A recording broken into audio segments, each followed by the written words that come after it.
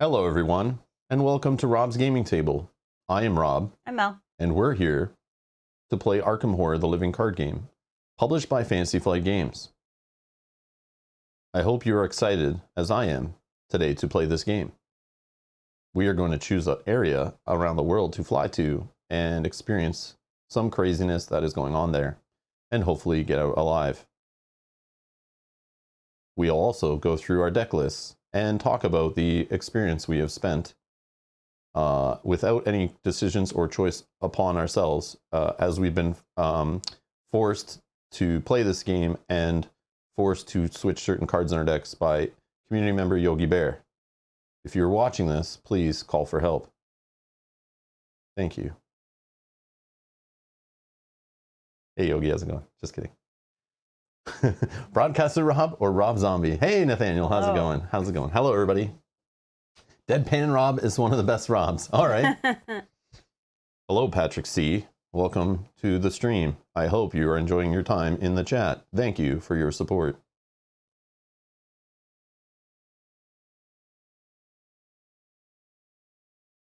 It's weird because I never know when you're going to start like that. I know. It's funny. Like, I don't know. Let's just have some fun. Okay, it is a game after all. We are playing a game. I have to remember, yes, we're streaming. Yes, people are watching. Yes, it's my job. And yes, you know, we make money doing it. You know, well, I don't know, make money, but enough money to keep doing it. And we appreciate your support. Thank you. But I need to take it somewhat serious. But then we're also playing games. So I got to remember that. It's like, it's work, but it's like good work. It's fun work. It's supposed to be fun. Yeah, I should never feel like I did at my old work, because that's the whole reason I do this work. So without caring how much money is involved, I need to just care how less stress it should be, or the stress should be good stress. Like, I should be fine stressing. It's like, yeah. So that's the thing. Well, here we are another Sunday playing Arkham Horror, the living card game. This is episode 5. I've scheduled episode 6. It is scheduled for 11:30 a.m. Eastern on Thursday. Mel will be joining us in the daytime on a weekday. As the holidays are coming, Mel has some time to use up. Her work is forcing her to use it all up before the year ends, so she has some days off earlier than she might normally have days off. So we might see Mel joining me in daytime streams instead of evening streams for a bit. So those who that time zone works out for you, yeah. And if it does not, I'm so sorry. Too bad for you. Deal with it. You can watch later and skip through all this kind of garbage of me blabbing on about other streams. If you're already watching them, it doesn't matter to you, so you can skip right through it. But yeah. Look, you're both playing criminals, so like, I don't want to call the cops, says Yogi. Yeah, shh, you shut your mouth, Yogi. You keep it to yourself, all right? We'll play the way we want to play, with who we want to play. We're going to be criminals. We're going to do what we got to do. I didn't even know we were a criminal until last episode. I know, when we looked at our traits, and I'm like, oh, wait a second. Yeah. Oh, whoops. That's awesome. Oh, Edgar's got us. This is actually episode 4, not 5. Is it? So Oh my God. If you're confused, yes, you are not confused. This is episode 4. Episode 5 is scheduled. Episode 6 will be scheduled shortly. I just ran out of time before the stream to schedule it because we were talking about which days to do it on. But that should be next Sunday. Should be next Sunday at the same time this is happening. Yeah, I'll schedule it hopefully today after we're done here. Snitches get the stitches, yeah. Jackpot Man, hello. Hello, Mr. Gold Die. Thank you for the support, as always. Appreciate it. All right.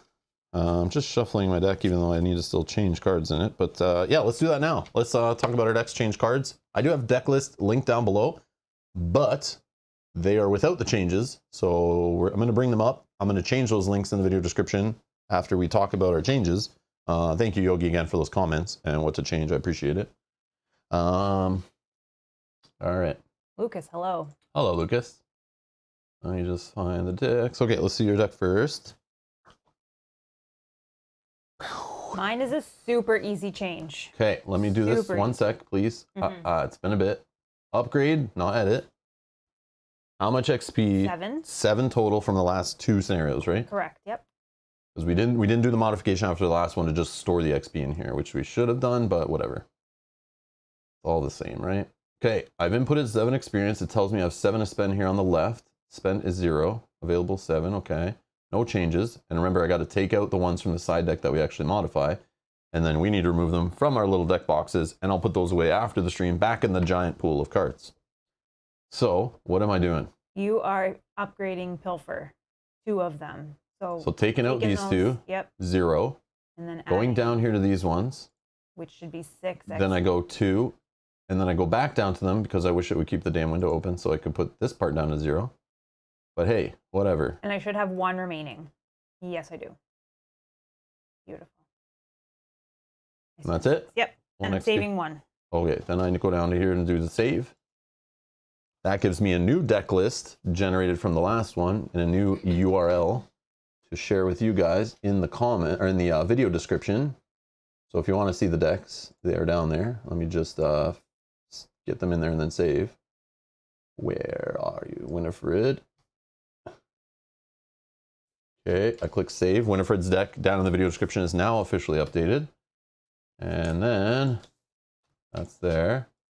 Nathaniel, upgrade. 7, right? Yes. Upgrade. And then for my deck, it is boxing gloves. 2 of them. Boxing gloves. None of them in the side deck. Boxing gloves up here. Let's get rid of the lower level one. I need to get rid of an emergency cache.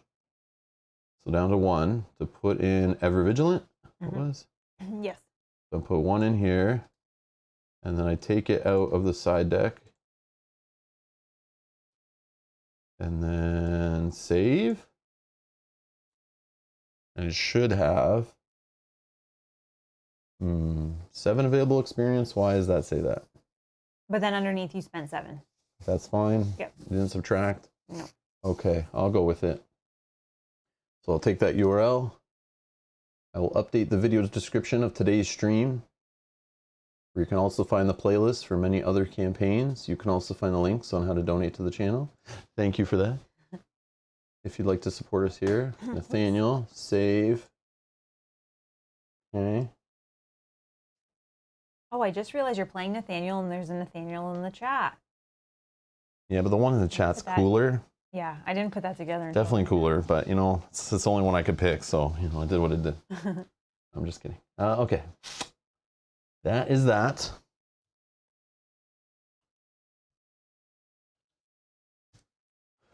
Okay. Let's Okay, Yogi's saying, okay, so new objective is 6 XP. Oh, okay. For both or just for Rob? So you're not going to tell us to just run out of the scenario when I want to farm XP at the end? Even if I'm okay with getting the not good fail forward ending, because I just want some good XP at the start of a scenario. I don't care about it so much later. Or the start of a campaign, I should say. Like early scenarios in a campaign, I literally don't care if we fail and bomb them. I just want all the XP, beef up our deck, and then the rest of the time XP I'm not worried about. Then I'm worried about winning. That's the way I approach it. I don't know if that's the right way, but I feel like I'd rather get my XP early in a scenario because I feel I'm getting value out of it the rest of the scenario, like playtime hours of getting to use those cooler cards rather than the crappier ones. Because when you upgrade a card like literally in the second to last scenario, it's just like, great. You don't even see it. That's what I was about to say. Like, great, it's in a deck that I'm probably not even going to draw it. Awesome. Why did I waste my time even putting it in? Why did I waste my time going for that XP? There was no purpose for it. It's early in the campaign, it makes sense. That's the one weakness of the XP system in this game, I feel. I'm just so less interested in it later in the campaign. And then if I don't get it early, then I'm just like, kind of like, oh, that sucks. Now I know I'm just playing with a less leveled deck as the scenarios keep increasing. Because the game doesn't scale based on how much XP you're earning, which it should. Right. It should. There should be something tied to that. But I mean, whatever. I don't think it really impacts it that much. But oh yeah, these need to go off to the side and not back in my deck box, or that will confuse me. Okay.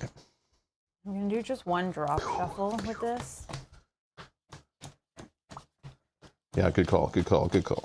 Let's do that. I really need to bring Crystallizer of Dreams, Lockpicks, Pilfer, all those cards right to the top here. The ones that you upgraded, all of them?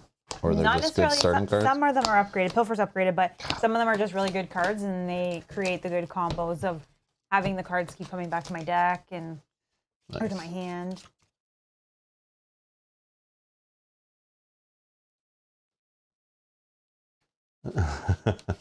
My ears perk up every time he says his character's name. Yeah, I didn't realize that. That's funny. So from now on then, so I don't, distract you or, anything like that, he will be forever known as Nate Dog. Oh. Okay, this is Nate Dog right here. But what if Nathaniel goes by Nate Dog in his He probably gets called Nate, right? That's common, I assume?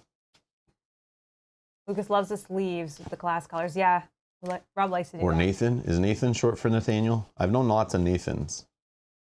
Or Nacho. I get it. Nathaniel Cho. Hey. That's better, actually, Nacho. than Nate Dog. It's not your choice, Lucas, to name my character, okay? It's not your choice. My choice. Nathaniel hates getting called Nate. Okay. Okay, Nate Wass, thank you for your support on the channel. I appreciate it. Oh, no, we're going to lose him. Wait, where does Di go? We're going to lose him. Nathaniel has left the chat. Nathan is, but I go by Han. Oh, okay. That's a new one. I've heard we'll of that. try to remember that. Try. No promises. I know, no promises. I'll remember it for today, and then after today, it might be gone from my brain.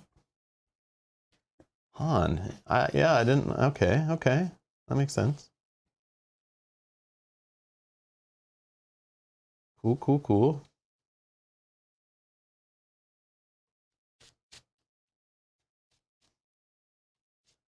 Okay. 5 cards. Oh yeah, I should do that too. Yeah, let's just do our character stuff. Might as well, and then we'll start figuring out what we're doing, where we're going, I guess. Okay, boxing gloves. So I'm not keeping those, right? Get rid of those. Emergency cash, getting money at the start of the game. I don't keep that. Stand together, us getting money at the beginning of the game. Probably don't keep that. Yeah, I should just probably fight things when I have no enemies at the beginning of the game. I should keep these fight cards. Yeah, definitely should keep these fight cards. That's the most important thing.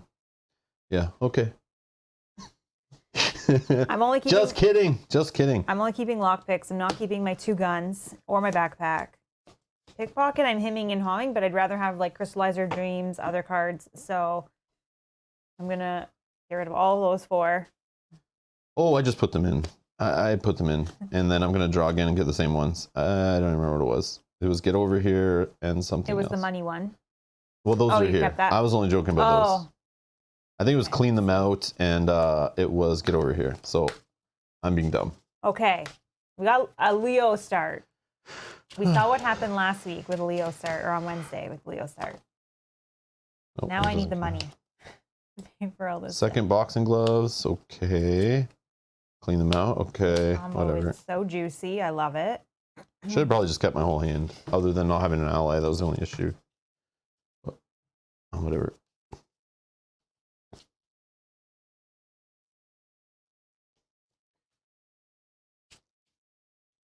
But I can discard cards in this game for a resource, right?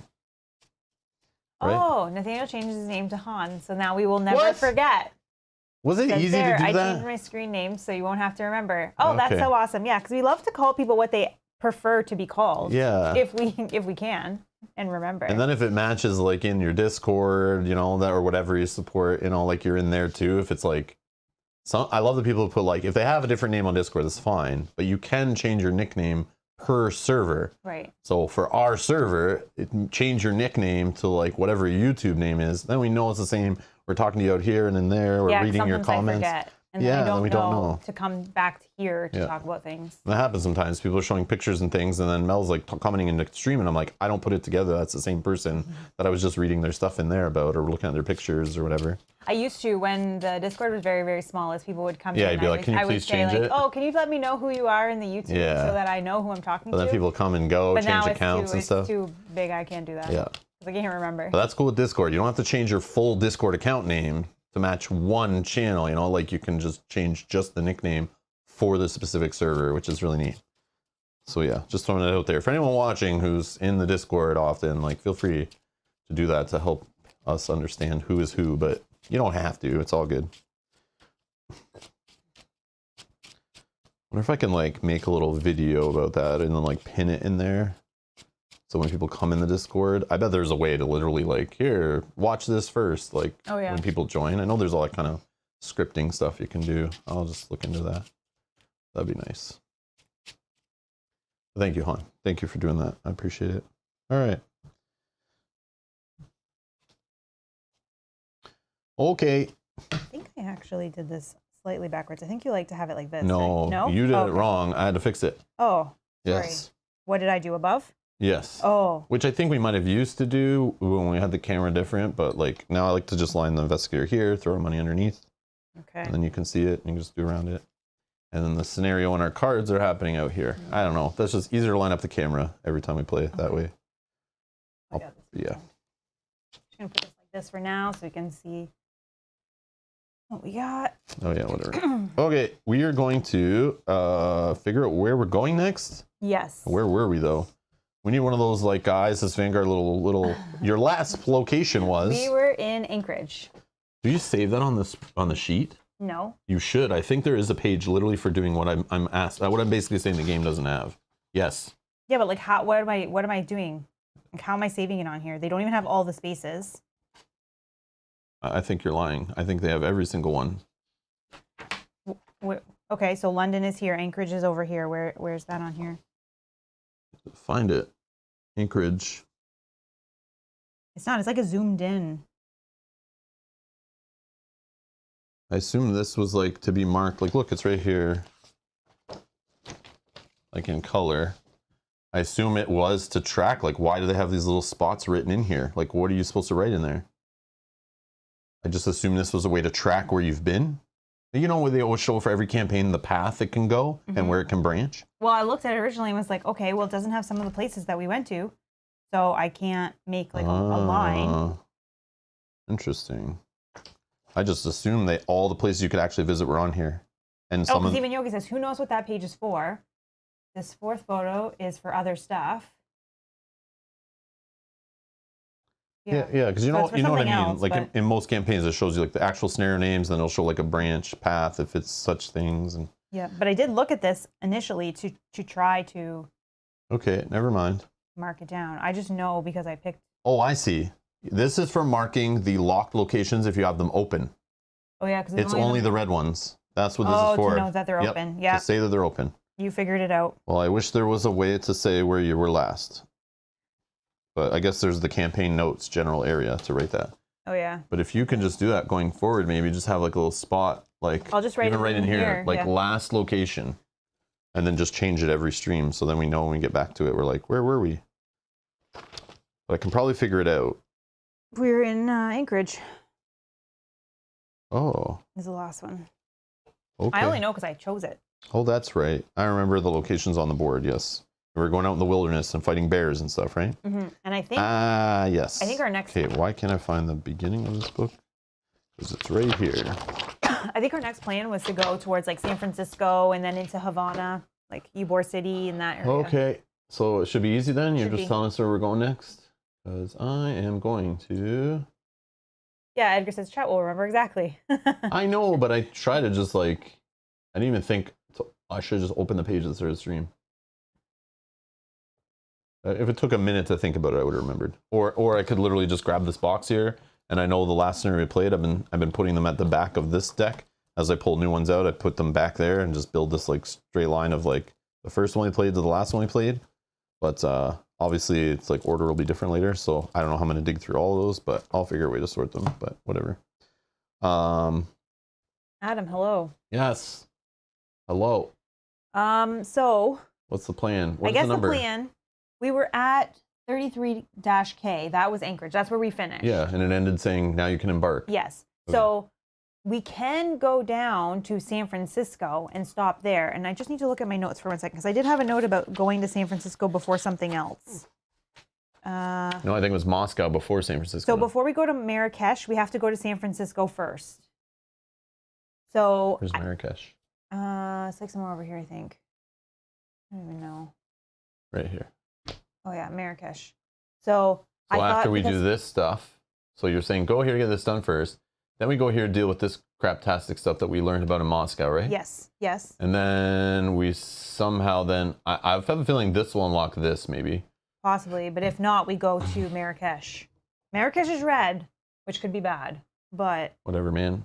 We'll have to get there eventually. I have super boxing gloves now. I don't even care. I have super clue gathering now. Super clue gathering, and I got super punching. Did we go to Cuba yet? No. No, not this time of year. No, this time of year is probably the best. Excuse me. I think we go to San Francisco. You spend one time, go to San Sure. Francisco. Tell me what page that is. 26-G. Please note, 26. the next travel will cause not this one, but the next one will cause a letter to be revealed. Not worried about it. Very bad. All it does is change tokens so far. That's all I know. Not too worried about it. Okay. Oh, is this me? Sure, whatever. Okay. Oh, this is quid pro quo. Oh, yeah. This is the same entry that we went to for Moscow. Is now going to say, are you in San Francisco? Oh, this is how we got the option, I think, to fly anywhere. Yes. Check where you are on the map. Oh, I put it away. Now I have to check again. If you're in San Francisco, proceed to quid pro quo 1. Okay, come on. A set of obscure and overly complex instructions leads you to a drab 2-story stone building on the edge of San Francisco's Chinatown neighborhood. Inside, a bored attendant slumps behind a desk near a brass elevator, punching a specific code. The elevator takes you deep underground, further than you could have predicted. On -14F, what? You step out and are greeted by an imposing man in a well-tailored suit and a black fedora. Archibald Hudson. We met in London, he reminds you. Your cell is quite the talk around the office. The agent leads you down a seemingly endless hallway lined with alcoves. Each alcove displays something different. A model of a hollow earth, a crystal skull, a map with ley lines, and other unknown markings. You pause and look at a half-eaten ear of corn, still steaming. From what I hear, that corn's been cooked to perfection for the last 2 decades. So the dame who was eating it. Agent Hudson says grimly, looking at the paradimensional relics gives you a headache. Your eyes struggle to focus on them. They are both there and not there at the same time. Hudson ushers you down a side hall into a boxy room crammed with metal filing cabinets and sits down behind a heavy wooden desk. He speaks into a ring and spring microphone. File number 26-G2. Interview conducted by Hudson Archibald, designation 42A6-951. That's Agent Hudson to you. He arches his eyebrow. Over the next several hours, you answer a gauntlet of grueling questions about your experience thus far, ranging from the past day to your experience in London.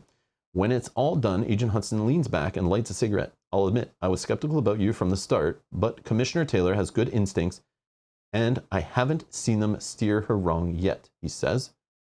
You've done good work so far. We have some intel and some resources that might be useful to you. Tell me what the Foundation can do for you. The investigators must decide, choose one. Oh, I shouldn't go down too far. We'd like to, maybe I could zoom in. That's what I was doing before. I think so, yeah. Yeah, so we didn't see the both other sides. side. I'm not looking at the other side, but I mean like. But the chat might. Yeah, but they could also just open the PDF online and do whatever they want. So it's like, but it's like when it's there, you kind of eyes might wander to bold things on the other page, and I don't want to like spoil for our votes and stuff. The investigator must decide. We'd like to get around faster. The lead investigator has one copy of expedited ticket to the deck. You may embark. Or we'd like some supplies. Each investigator earns 1 experience. You may embark. Or we'd like some intel on subject 11-B. We've already done that one. Yeah. Yes, we've already done that one. Yeah, we've already done that one. So it's between the top 2. So what I can do is we'll do a poll. You guys can decide. And Yogi can try to influence all of you with the decision he wants. Expedited ticket, which I'll show in a sec on the screen, or XP. Oh, you wait. Sorry, before you hit it, Edgar does say this is different. Is it though? Is it a new entry?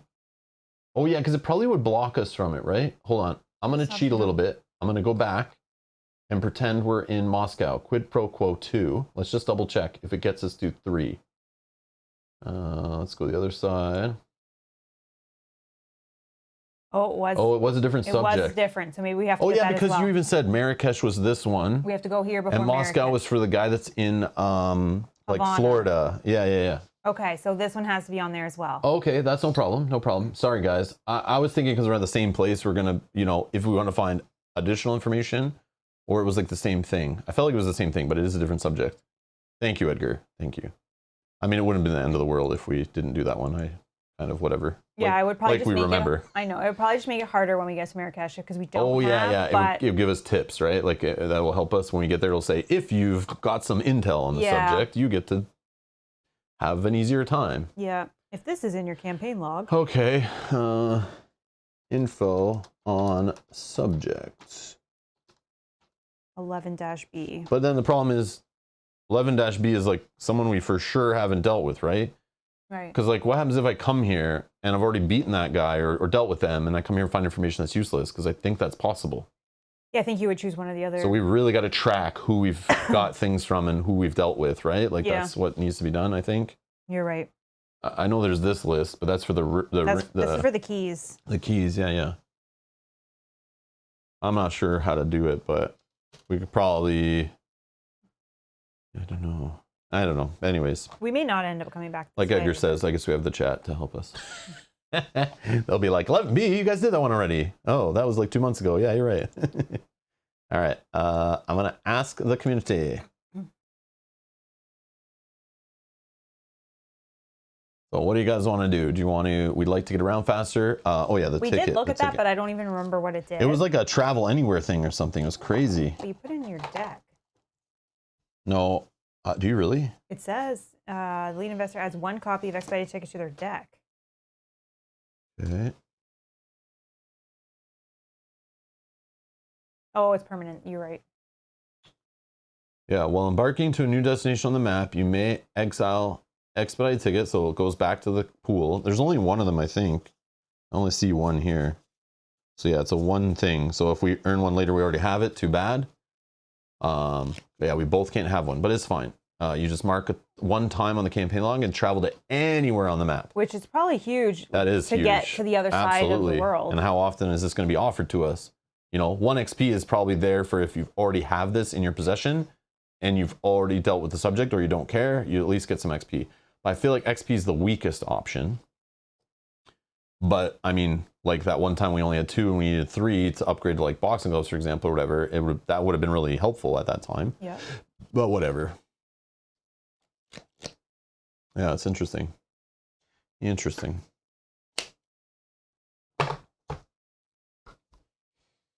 Okay, I'm gonna close the poll. Actually, no. I need to sip my coffee because I'm behind on a coffee. I'm behind on coffee. And I'm having to read this stupid, italicized, bad reading font. And I'm like trying to get through it, but slowly I'll start stumbling and flustering and can't read it. Yeah. Steph, hello. Steph came in when you were reading. The coffee will help. Steph! Hello, Gold Die Steph. Thank you for supporting the channel for a very long time. Much appreciated. Oh, gold die, yes, another gold die. Yes, I see these. They stick out, which they were intended to, so that I could see them and go, wow. I was hoping to see a couple of them, maybe. I wasn't sure if I'd ever see any, but we have a few. We have quite a few now. And that means a lot. Yeah. That means a lot. Yeah, it's amazing. Yeah. And you reds, I see reds. You're okay. You're fine. You're new. It's fine. It's okay. Like you can eventually get there. And there's a couple oranges, I think. Yeah. So they're kind of similar. They're harder to see bronze. where we are. It's bronze, actually. Bronze. Yeah, red's the default. Like you've been around for a little bit.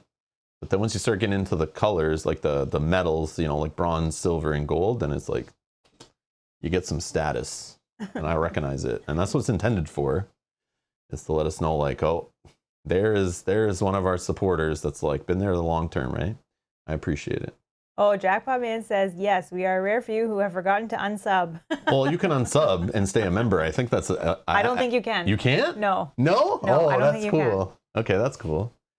Well, I'm sorry. I'm sorry you forgot. You're like, I'm going to get around to that this month. I swear I'm going to unsub. Whoops. Yeah, I appreciate it. Oh, now we got the gold dice coming in. Hold on, the ballers are here. Whoa, there's some lurking too, I bet. Janet, hello. Good morning. Oh, we got some silvers popping in too. Janet, wow. I'm happy to see you. Happy to see you. Hope you're doing well.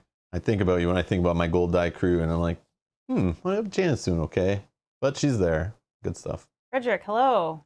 Good evening. And Janet, I hope your husband's also doing well. Tell him we said hello. Yes.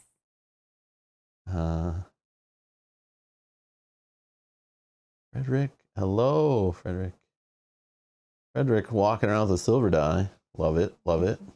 But I know some of them too. There are some that only have red dice or no dice that I know have been around for a very long time, supporting super chats, Patreon, like for even longer. So it's like, but that I can't keep that in track when I'm in a stream because it's like, yeah, I'd have to like literally look at a spreadsheet of data to find out like when did they come around. But I like the YouTube way of doing it where it's just like visual, like boom, here you go. You can tag it with colors and icons. Much simpler for my brain. Appreciate it. Still dealing with the water damage repair? Oh, no. Oh, wow. Yeah, I guess that probably takes a while, right? Like to get these contractors, like they don't just drop what they're doing, right? To get all the work done. Yeah. They like fit you in when they can. Especially going through insurance and stuff. I know that anything with insurance is like, they move like turtles. Yeah, because they don't want to. But for some reason, when they up their rates and all that, oh, they're right on it. You get letters, you get notifications, you get emails. They got the legal team's all on it. They're like full force, making sure that's all announced and everything. But like when you reach out to like, yeah, I got like a fender bender. Someone hit me. Can we just get like this replaced? Yeah. So we're gonna get you to your car here, and they're gonna take like a month with it, and you have to take it to this specific place. It's only open from 2 to 3 every day. Yeah, and we're gonna get you a rental car. I think we'll get back to you. We'll work on that really slow for you. Yeah. But yeah, bastards. Anyways. Okay. Oh yeah, I didn't close the poll. I thought I did. I was like, where's my numbers? You were taking a coffee drink. That's what I did. Which I didn't take enough of it, obviously. End poll. Thank you, everyone that voted. That was a 5-minute poll for no reason. Sorry about that. 54% want the info. Let's get the that dirt. Makes sense. We should do that first. They don't need plane tickets. We're doing it efficient. We'll rack up air miles this way, so it's fine. All right. Quid pro quo 3, which is on the other page. I can see it peeking out. Agent Hudson flips through some files and puts out an updated dossier similar to the one in your possession. Excuse me, but much thicker. Subject 11B calls herself Amaranth. But this is not the first Amaranth the Foundation has encountered. She pops back up every few decades. Is this like succubus? Is that what's going on here? It's like one of these vampire things. She pops back every few decades, looking completely different each time. This iteration bears a striking resemblance to a former student of a Miskatonic University in Massachusetts. Former student of Miskatonic University. Erin Cochwin, and these names are killing me. What's her name? She's been missing for some time. You wonder aloud if it might be a coincidence. There are no coincidences in our line of work, he mutters. In your campaign log, record the cell knows Amaranth's real name, but can't pronounce it. Hold on, I just want to spell it correctly. It's like, I think it's Aaron, but spelt how I've never ever seen it before, but it might be something different. And like, Cochwin? Or is it like a hard Cochwin? Cochwin maybe? I don't know. Sounds like a Dread Pirate Robert situation. Hello, Bradley. Mark C says, I did Patreon for a year before YouTube. I subbed in late 2018, I think. Maybe early 2019. Wow, long time. Yes, Mark, that's awesome. Thank you. Where were you in 2013 and 14 and 15 and 16 and 17, Mark? You have some explaining. I'm just kidding. You didn't know about us then. I'm just kidding. I'm totally kidding. It's all good. Why weren't you one of the 5 people that watched us in 2013? How dare you? They're not around anymore. They don't even remember who those 5 people were. The only one I remember who was like our first, I felt like, person who interacted was cool. I chatted with on the back end. He added me on Facebook. Super friendly. It was the first person that like really opened it up that this is a global hobby all around the world. It was when we were playing Game of Thrones Living Card Game. And Carrie Lim. Oh, yes. Carrie Lim. I will never forget you, from the Philippines, I think, or Singapore. Singapore. I forget which place. Yes. I remember looking it up where exactly it was and thought it was super cool. He would join us in our streams, literally be the only one in the chat, maybe a couple other people sometimes. But he'd be chatting with us while you and I are just sitting there on a little tiny table, practicing games, getting ready for a tournament, trying out new decks, playing each other on stream. And he would come in and chat with us back in like 2013, 2014, somewhere around there, right in the beginning. We were dabbling with live streaming. And he was like the first one to donate to us on stream. Says he loved to support his favorite streamers. I remember during our celebration streams, he would show up and I would yell out his name, like, Carrie, man. First one to like really support us and really come in and like even just being there and interactive. Yeah. And the first one to realize like this could be a thing. Like I could do this. Like Carrie was there. So Carrie, if you're watching this ever, and I hope you're doing well. And I forget his username online in the games and stuff. It was like something about strong.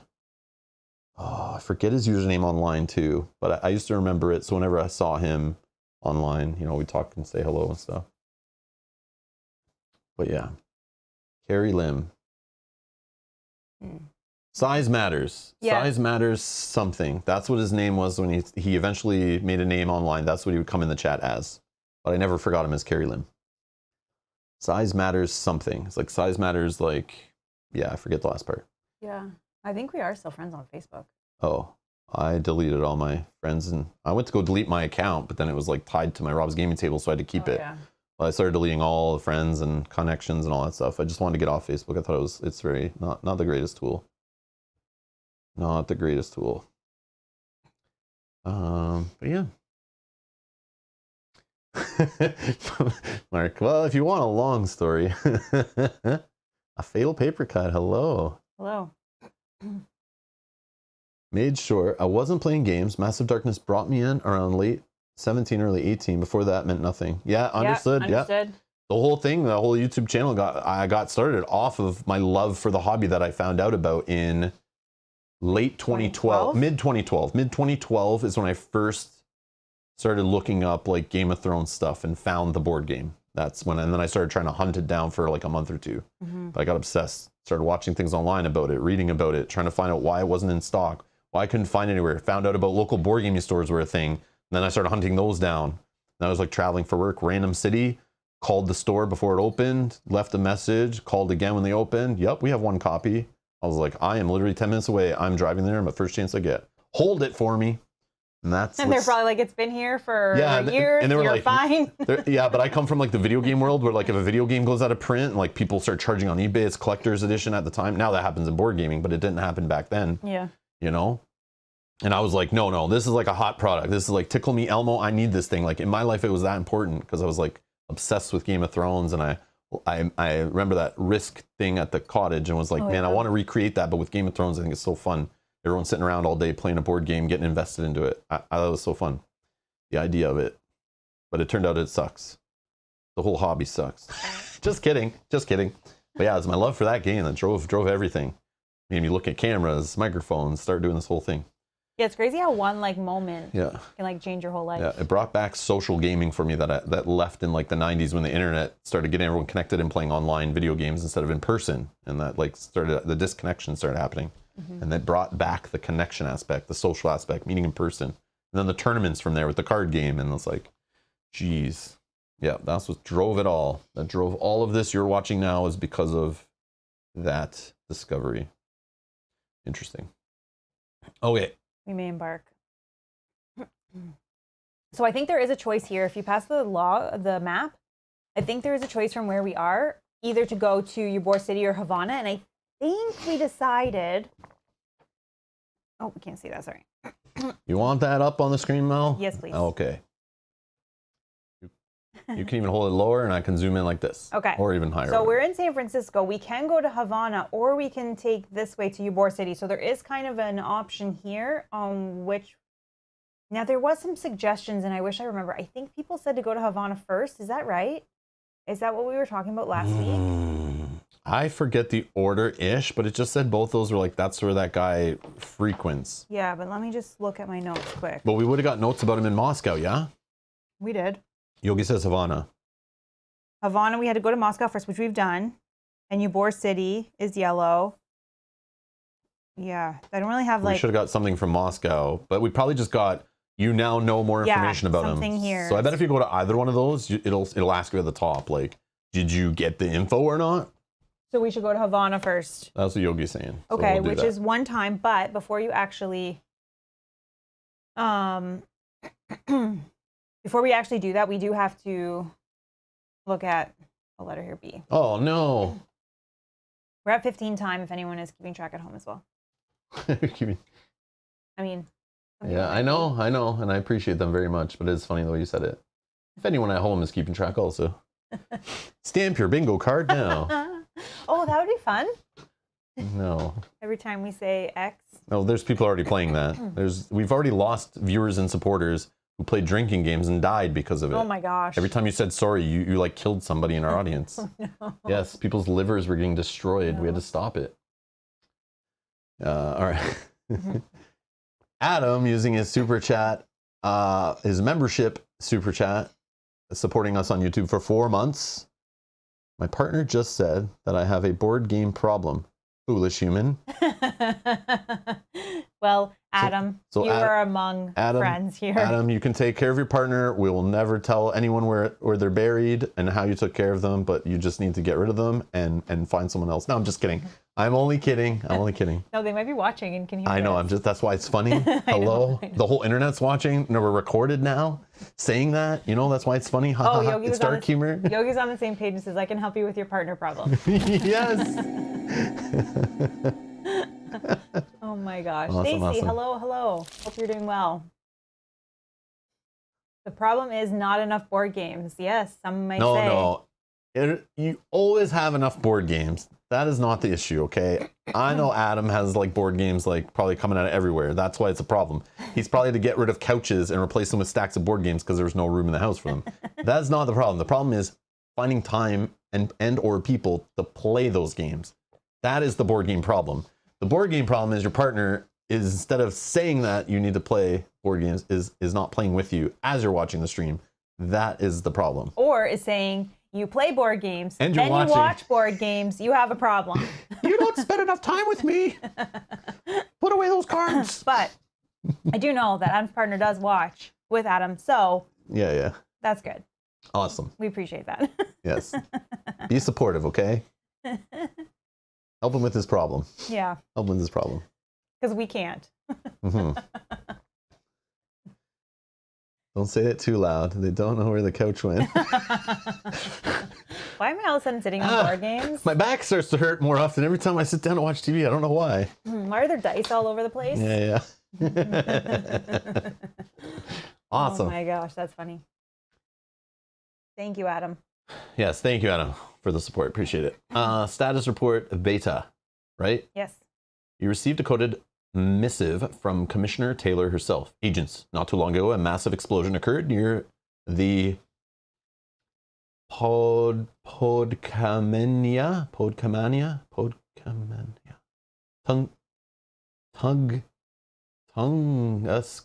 Tunguska River in Siberia. It is classified as an impact event, but this is just a cover story. Our intel now indicates Quatiri involvement.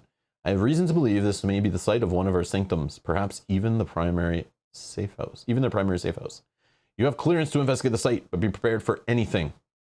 Add another one of these tokens to the bag. Oh my gosh, we're taking too long to do whatever we're doing. This is how they scale up the difficulty. Okay, so Janet says, Gary says hi. Hey, Gary. Oh, hi, Gary. You could have just, Janet, I appreciate the support. You know you can just say that in the chat. Hello, Gary. All right.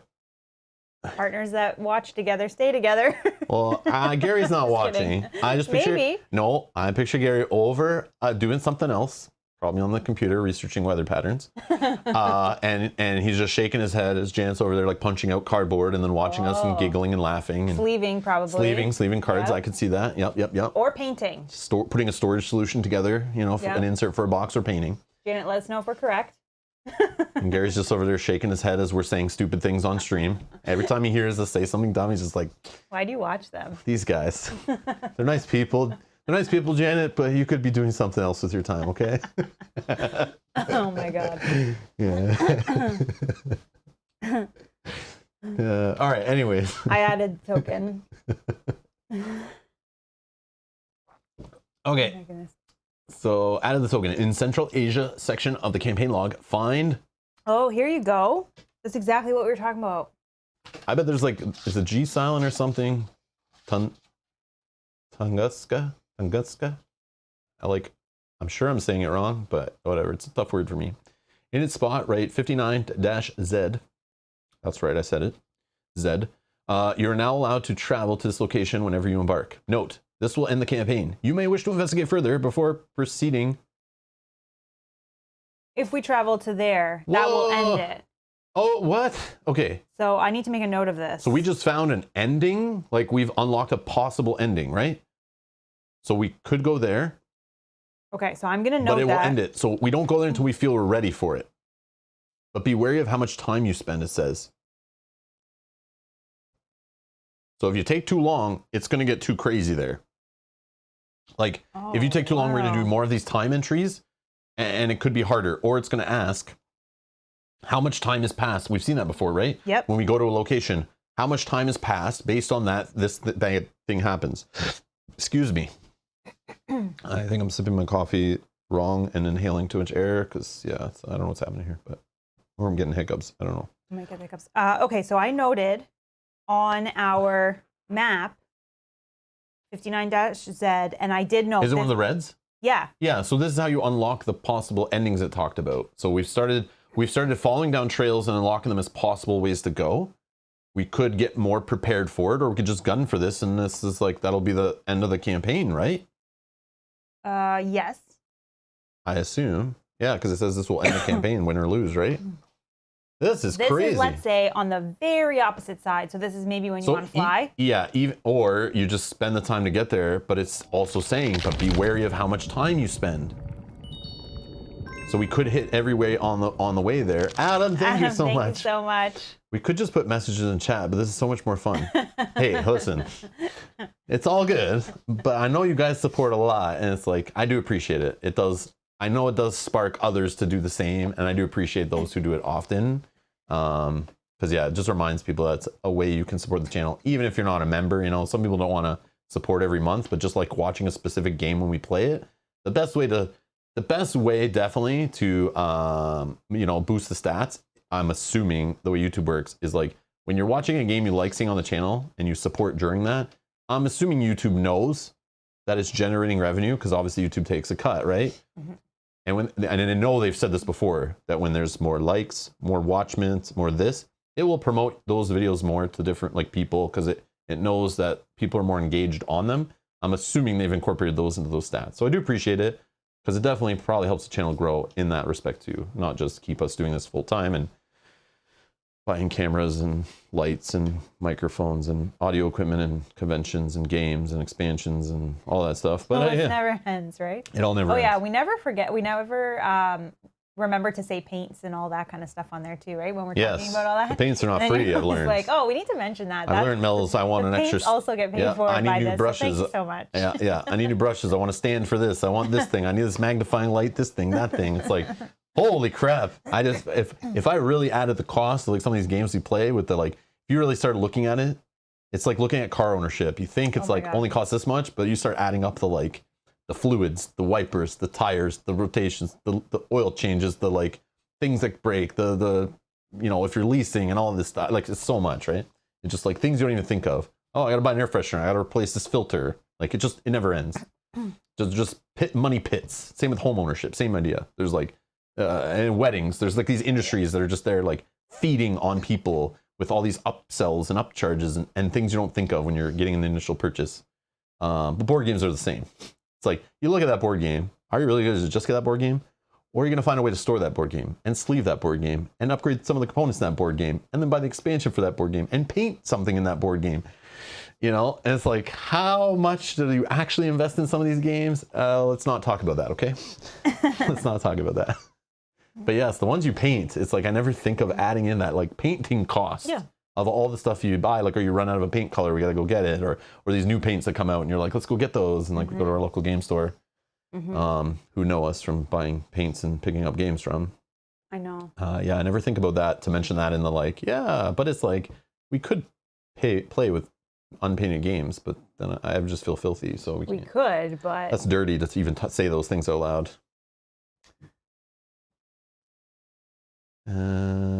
Sadly, no. Those areas are currently serving as storage until repairs are completed. Oh, sorry. Yes. Oh, I think that was a question to like. I think that was to the what Gary's doing and. Oh, Jansen, yeah. I think. You're going back to work? Oh no. Oh, Janet. I thought you reached the promised land. I mean, those kids are lucky to have you as a teacher for sure. The substitute, long-term substitute. Interesting. So taking over for someone, I'm assuming on like that means like long-term leave, right? Like a pregnancy or something. That's what that is? Long-term substitute means? Yeah, I think so. Excuse me. Yes, they are fortunate for sure. Yeah, definitely. I don't know if I can share you though. Getting a little jealous. No, I'm just kidding. No, that's cool. That's cool. I'm probably gonna watch this if I. Yes, Yogi. Buying spray paints, like buying primers and stuff. Yes, from a local hardware store, you can buy primers to use on board gaming components. Yeah, and you just go in there, you're buying like all the colors, and they're looking at you like where is this officer? I think I know who defaced that building next door. We got him on camera buying all the paints. Then they come to your house and you're like, no, really, this is what I'm using them for. Oh, teacher resigned midterm. Oh, wow. So the kids you're now taking over for might be trouble, because if they force the teacher to resign, you could be walking into a dangerous situation. Hopefully not. If they're swinging from the ceilings when you walk in the room, turn around and leave. No, it's all good. That's crazy. Like, I've had enough. I'm out. Okay, back to the game. So I noted all of this down. Okay. But we're not going here right now. Yeah, what's next? I think we're going to Havana, which was why we... Oh, interesting. Which is 28I. That's what caused that. Okay. 28. Enter. I already marked that time. Dancing Mad? Yeah. That sounds great. Well, it's yellow, so I'm not sure. Okay. Man in a blood-soaked suit, or Desirdio, I'm saying that wrong, Delgado Alvarez, is a man of Cuban descent. We talked about this, 192 centimeters in height. Typically seen in a black suit, accessorized with a apparent coterie paraphernalia, including a tie and a hat with red accents. Okay. Paradimensional capabilities. Man in blood-soaked suit does not appear to possess any extraordinary powers aside from peak something physical performance. Just like, why? An unusually high skill and accuracy with firearms. Yeah, so be careful. Well, I'm bringing boxing gloves to a gunfight, so this should be great. Not worried at all. I have a gun, but I should hold it back. Approach with caution. Okay. Maybe I can take all the ammo off his cards and he can't shoot at me. Maybe that works. I don't know. They have unlimited ammo. Damn it. Okay. Okay, no knowledge pertaining to any key in Havana. However, he's likely to know location of other keys. Approach procedure. Open negotiations with subject to acquire location of Kateri vaults and or hideouts. If he does not cooperate, subdue and interrogate. Yeah. Tell me where the vaults are. More information available in Moscow office. Been there, done that. Don't remember what it was. All right, intro 1. As it turns out, finding the red coterie operating. Wow, I'm already losing it. One sec. Dancing Mad sounds like something Yogi does. Yes, Stacy, truer words have never been spoken. Hello, hope you're doing great. Hope you're doing great. As it turns out, finding the red coterie operating out of Havana is the easiest part of your trip to Cuba. According to your intel, Mr. Alvarez can often be seen spending his nights at Cafe Luna, a hotspot among the locals and American tourists looking to escape the iron jaws of prohibition. Open nearly all hours of the night and serving a variety of liqueurs that would make even the most seasoned bootlegger's eyes bulge. The bar has become one of the most popular in all of Havana. Speaking of eyes bulging, it makes me picture the guys, the Innsmouth guys that are like fish people with the bulging eyes. It will get there eventually, but yeah, that's what I think of when I picture Arkham Horror eyes bulging bootleggers. Yeah. You arrive at peak hours, hoping to use the crowd to blend in. For all you know, Mr. Alvarez may have been warned of your approach. As soon as you arrive, you are greeted by an array of bright lights and a crowd almost too thick to squeeze past. Janet with another super chat. Janet, thank you so much. And now back to our regular scheduled programming. Thank you so much, Janet. Thank you. Yes. No, I like the side chats and stuff. I try to do them before stream, after stream, but like some people are not there. It's like, some people are special, I just like get distracted by them. Yeah, I'm blaming you. All right. Live jazz resounds from within the club, and many are dancing and reveling. But some before they even get inside. A bouncer in a black pinstripe suit greets you at the door, giving you the once over but not bothering to pat you down, ask for a password, or any of the usual hops you might have to jump through back in the speakeasies hidden throughout the States. Once inside, you head straight for the bartender and struggle to get his attention. You order a drink as a cover, but his expression changes the moment you say you're looking for a Mr. Desiderio Alvarez. Whoops, wrong way. Eyes narrow with suspicion, he nonetheless nods in the direction of a roped-off hallway in the back corner of the room, guarded by two more suits. Both of them flank you as you approach and follow you into what could only assume to be the club's VIP section. I'm just kidding, VIP section. There, in a dim, smoky back room, sits none other than the man in the blood-soaked suit, so named for the red accents adorning his otherwise black suit. Or perhaps it is simply a metaphor. He inhales slowly from a cigarette hanging loosely from his lips as he approaches you. Across from him sits two others, an elderly Cuban gent in a red suit vest puffing out on a thick cigar, and a dangerous-looking woman in a red dress who sips from a martini glass. All three of them have murder in their eyes. Who are these idiotas? Idiotias?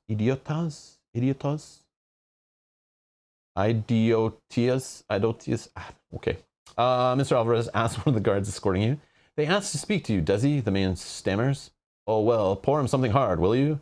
Don't just stand there.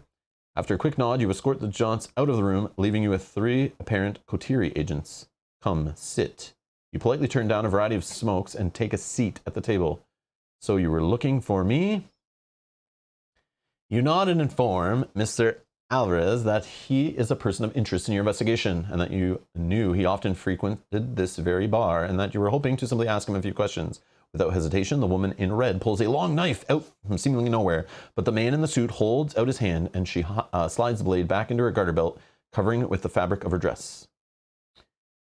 Read only if an investigator has the police or detective trait. Well, we have quite the opposite, so I'm going to keep scrolling. Thanks again, Yogi. First off, you can call me Desi. Everyone else does. I'm not a big fan of formalities. He waves his hand as if to fan away the tension in the room. Secondly, I don't trust frequent Cafe Luna. I own it. There was a change of management a few months back. I guess your intel is a bit outdated, eh? He chuckles, crushes the stub of a cigarette in a nearby ashtray, and immediately flicks open his lighter to light a new one. So why don't you tell me about this investigation of yours? You do, emphasizing that you're only after the location of the keys, and not whatever operation Desi has going on here. His expression sharpens to into an angular stone. Right, keys, eh? Is that all? All right then. We might be able to help each other out. Check how much time has passed in the campaign log. If fewer than 20 time has passed, proceed to intro 2. If more than 20 has passed, skip to 3. 15. We're going to 2. Desi sighs and opens up to you, much to the chagrin of his two companions who look on with surprise. Something's been after my crew in Havana. Started with some new blood who went off grid all of a sudden. Then a couple long-timers just gone, he says with a snap of his fingers. At first, I thought it was just some uppity rivals looking to expand their territory. Fools who don't know who I really am. The kind of scum who'd run this city into the ground. He ashes his cigarette, staring into the ash like there's some greater meaning inside to sift through. Weird part is, I don't remember their names. Nobody does. Sounds weird, right? I never forget a name, never. His gaze locks with yours, cold as stone. Now I'm starting to suspect something worse. The kind of thing your people deal with. You wonder aloud if this is the kind of thing his people are always supposed to be dealing with. Don't lump me in with the rest of them, he chides. I've got other fish on my menu. Now you got two choices. You either help me out with my little problem, or me and my buddies here throw you to the curb. Which is it going to be? After a moment of thought, you tell Desi that you'll help if he gives you the location of any known keys and relinquishes any he might have in his possession. The other two Kotiri agents lock eyes with Desi in vain, but he already has made up his mind. He extends his hand. Deal. But I want in. We'll do this together. Nobody messes with my crew and gets away with it. Come back here tomorrow night. Same time, same place, same bat channel. You nod and depart, booking a room at the Plaza Hotel in Old Havana and getting some much needed rest before tomorrow's investigation. In your campaign log, record the cell made a deal with Desi. Proceed to set up version 1 or version I. Okay.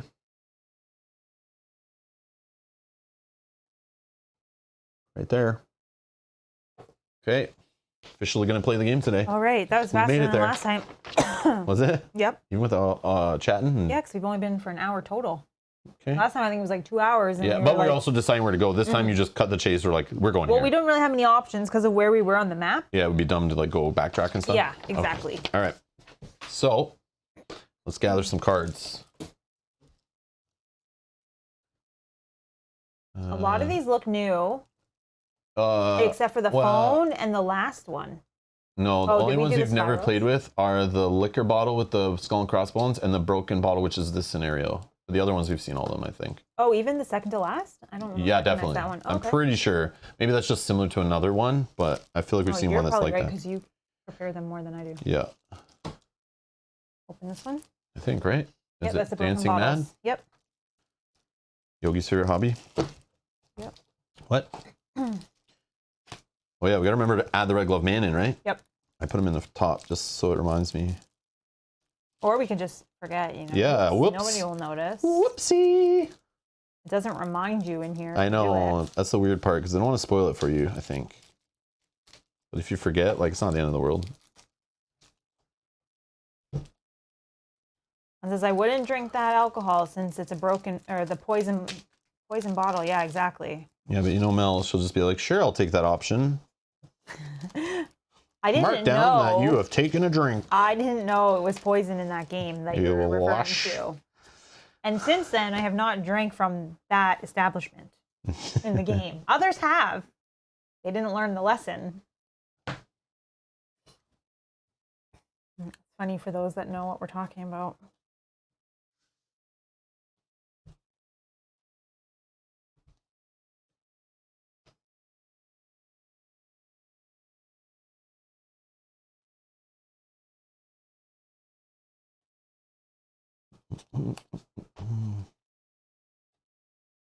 Undercover, knives in the dark.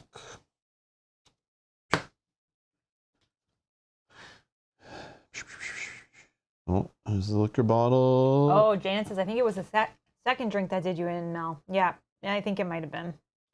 Pretty sure that's the symbol for the bottle. It's hard to tell if it's the same symbol inside, but I'm going to just assume. It looks but right to I me. never assume that they would make symbols that look very similar to each other and put them in the same set. Thank you. Because they do that, and that annoys me. We haven't played with this one. But it looks similar, I think, to one of the scenarios we played, maybe. We'll check the 7 there. For sure it is. I think 7, yep. that should. That should be it, right? Yeah. I don't have these all here, as I was told to. Okay. Okay. Oh, I should give this to you. You have 6 there? Yep. Okay. All right. Build the act deck using only V1. Do you have the stuff? Oh. Using Version 1 of Acts 1 and 2, along with Act 3. Remove version 2 of Acts 1 and 2 from Oh, the okay, game. I see. Okay. I'm like, where's even... Oh, I see. I guess it depends on how like, we got I there. don't remember that, but I feel like this has happened before in another scenario. I'm like, I don't know where you even tell the versions, but it's like right there in the title. Okay, that's easy. We have version 1 of Act 1 and 2. Okay, and then we just need Act 3. Okay, I get it. And then agendas don't change, it looks like, because they don't have versions on them. Okay, perfect. So these ones we don't use, so I'll just... Yeah, remove it from the game. Yeah, they're over here somewhere. Okay, put the Cafe Luna location into play. Bastion of Remembrance side face up, done. Each investigator begins play there. So this is the part we always skip. And then later we're like, where do we start? I guess it's like a little... Yeah, because I'm like usually looking for locations and then worried about all that, setting them all up in a certain way, and then we forget to read again. Put all 6 remaining locations into play. See location play misplaced on next page. Okay, we'll do that after we clear them out and get there. Again, super nitpicky, but I'm going to say it. Why can't they just stop here, show you that picture, and then continue later? I never understand that. I hate the idea of jumping around to other pages. This is how I mess up setup, especially when I'm doing it digitally on different screens and stuff. Obviously, if I had the book in front of me, maybe I'd remember, but it's just annoying. Even in the book, I hate flipping back and forth, trying to see where locations go and then come back. Yeah. Yeah, it's just lame. It just opens up for possible messing it up. Okay, one is a story. Find both copies of Deserdio, Delgado Alvarez Enemy. One has a story asset version on its other side, and one has a standard encounter card back. Yes. Yes. Set the version with the encounter card back side out of play. Flip the other version to a story side asset. Ooh, right now he's friendly. He's our friend. Hello. So he do the wrong thing. Choose an investigator to take control of the story asset. Let's see, what's this deal? In your debt, despite it all.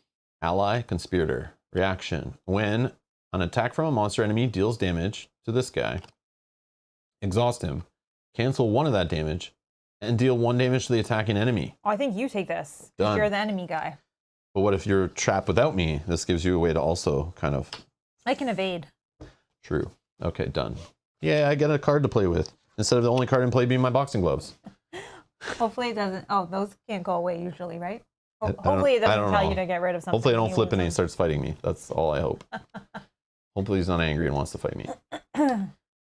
Set the cleanup crew and Crimson Conspiracy counter sets aside out of play, which are the liquor. Excuse me, sir. Are you able to play today, or are you sick? No, I'm fine. If you're sick, we don't have to play today. I'm. But you sound like you're. I know I'm getting sick, but it's. Oh, that's great. Hopefully just not. Fantastic. Hopefully not. I just have something going on with my throat. Okay. So liquor this one, and I just telephone. can't laugh. That's the problem. Oh, okay. So we'll be serious. Be serious today. Why don't you tell me to keep that going then from the start of the stream? I can just I can be get out of breath. I can be low energy, It'll not happen on its own. excited, I don't need to tell you. less sarcastic, less silly. All right. Gather each decoy mini card. What are these other 2 ones I have? Smash liquor bottle. These just go in the deck, I guess. So I'll sleeve these 2. Oh, but they would go over there, right? Because I think those are where those ones are. No. Oh, smash liquor. These will be shuffle the remaining cards into the deck because there are literally only 2 cards left from the set. I see. So they go in with like whatever the encounter deck's going to be, shuffle, which it does later, but we can. But while I'm gathering the mini cards, I'm saying you can do that. Let me put the red glove guy in here. Put him in. I don't know where he was. I handed him to you. Right here. Oh, right here. Thank you. Okay. Decoy. Decoy. Decoy. Holy decoys. Okay. Now let's find. I don't care about this guy. Or this guy, I should say. Okay. Coterie agents A, B, and C done. Acolytes are not there. Enforcers and assassins. Now, the red glove man we don't because we already found him, right? Right, he doesn't have a Enforcer. what's that word? Enforcer A and B. I don't know what the word is. Assassin A and B. Oh, wow.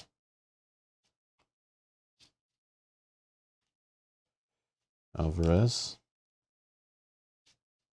Okay. Put the rest back in the baggie. Okay, these are all outside of place. We're going to be doing the whole hunting things down. You're now ready to begin after you've done shuffling that. Oh yeah, and then we can look at where these get set up too. Oh, man. Yeah, okay. I see. Next page. Oh, right there. Right? That's set up too.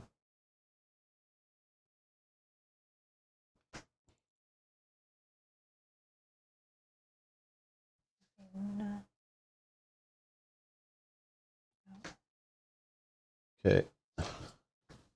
Looking at the pictures, so because I can't see the titles. If that's wrong, please let me know. Looks like we'll just use the Yeah, they're arrows fine. so that we Yeah. Just copy what they're doing. make sure we know what is connected and what is not. Looks like you can go round around the circle and then up and down the center. That makes sense. We can also, you can also fix it. Sorry, Yes, but it's like way down here and then start from there.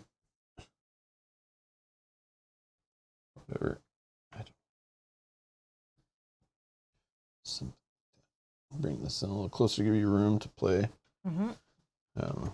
Will you give that a quick shuffle as well? Yep. I did a couple different drops of different variations, but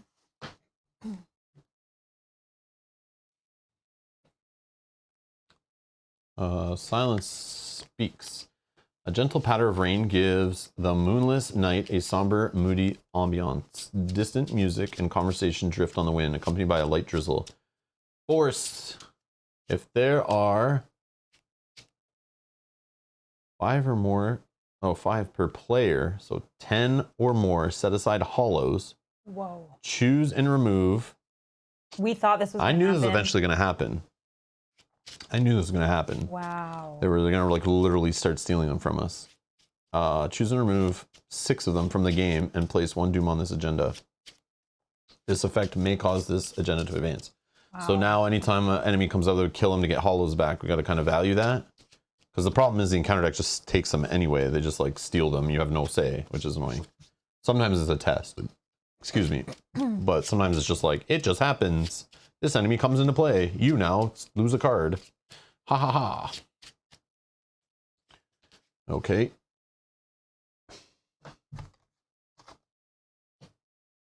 False Step version 1. You and Desi are looking into the disappearances taking place in Havana. It has to be the work of the creatures you're investigating back in London, but they haven't been forgotten yet. Maybe there is a way to bring them back. We could resign. The deal's off. You leave Desi and his crew to their fate. Or forced.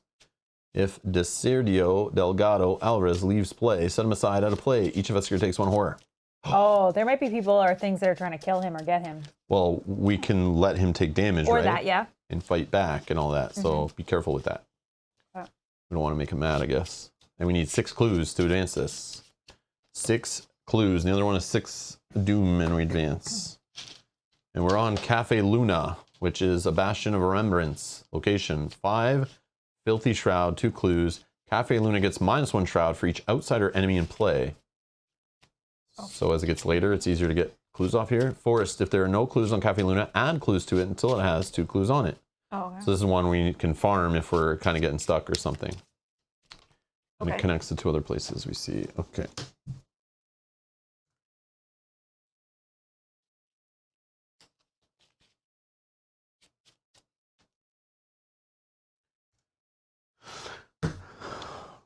And then this one, we just need to look at that. Dancing Mad, easy standard. -X. X is the number of enemies in the shadows. Max 3. -4 on the cultist. If you fail, put a decoy into play at your location, flip it over, and shuffle each concealed mini card at your location face down. Okay. That's only a problem then if we have enemies in the shadows. The tablet is -3. If you fail, set each non-weakness card committed to this test aside, out of play, as a hollow. How many of those stupid So it's things just like do out we of our have? control. I hate when this stuff's like completely random like this. Oh, It's like, yeah, you just happen to pull the tablet 6 times in this playthrough. Well, yeah, we have you hit the 10, you got lots of horror, and you're in trouble. we have 3 of them, so I mean it's good odds that we're gonna pull that a couple times. All right. But as long as we pass, we're fine. Yeah. And then the Elder thing, -1. If there's a concealed mini card at your location, either take 1 damage or treat this token's modifier as a -3. Okay. Sure. Okay. Before we take our first turn, are you okay if we take a quick washroom break and I make another tea? Oh my! I'm just kidding. I'm Yeah. so sorry. I just want to make another tea while we play. I'll put a straw in my coffee and try to sip it faster. I mean, inhale it. All right. We'll be right back in a couple minutes.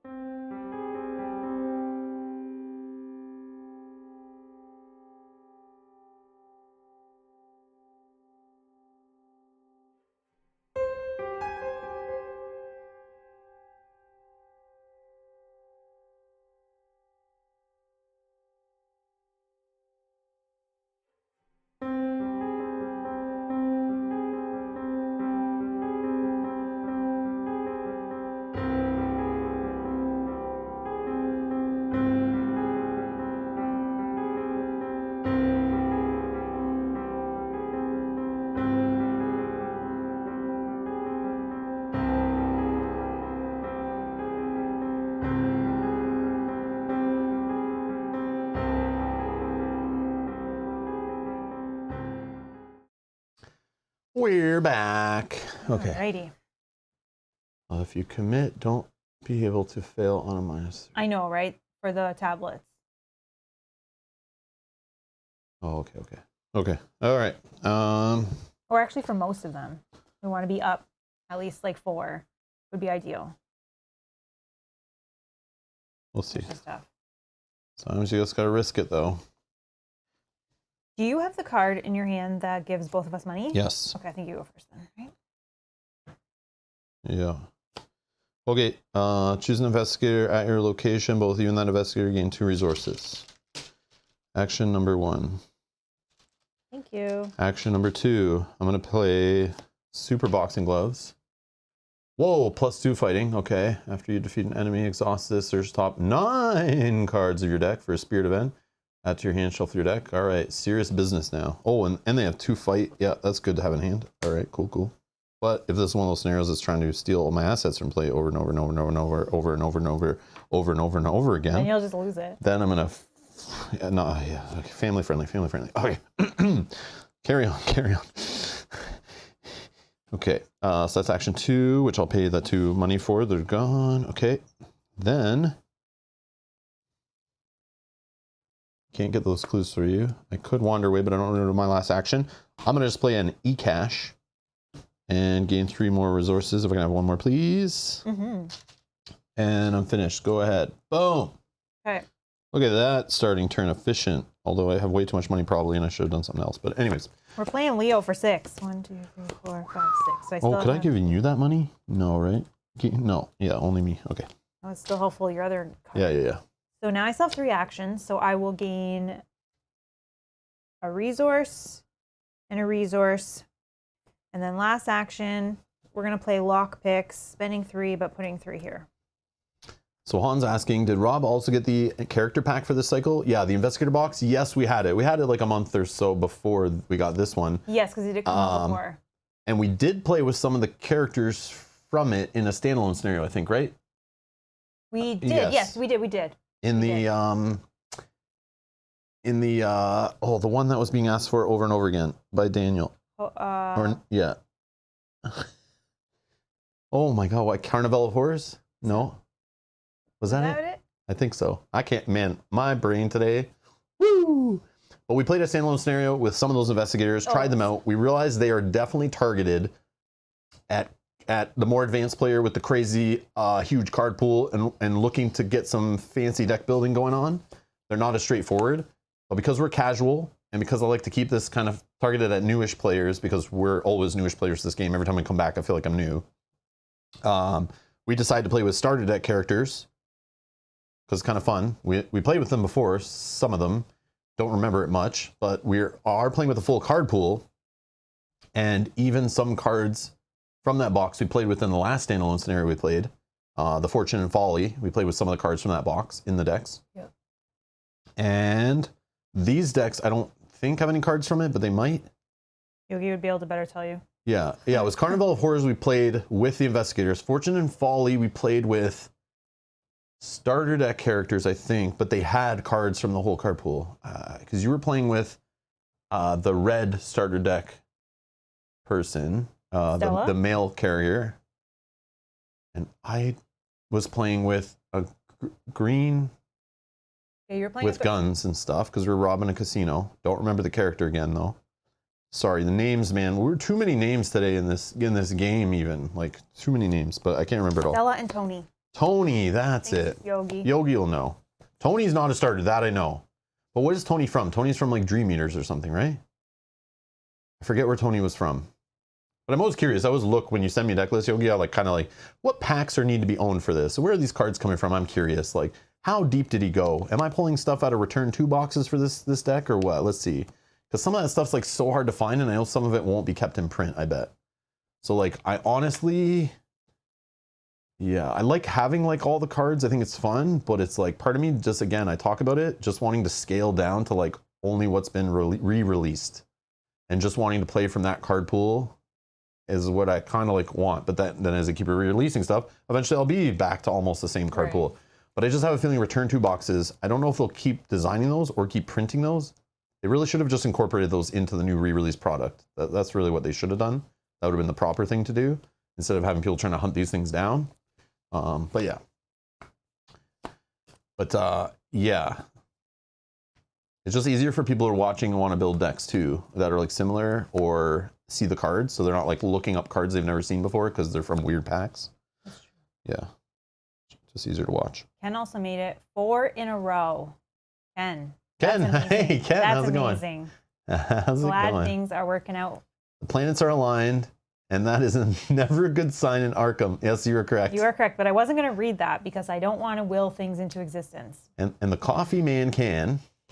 Yes, I like that. Cheers, name. coffee man. Woohoo! Literally just finished the scenario, cleaning it up now. Have fun in Havana. Thanks.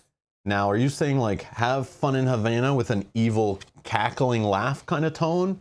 Or have fun in Havana like you're so exciting and fun and you're really wishing us the best? Like, yeah, they could be taken two different ways. Are you being sarcastic or serious? Yeah, we need to know.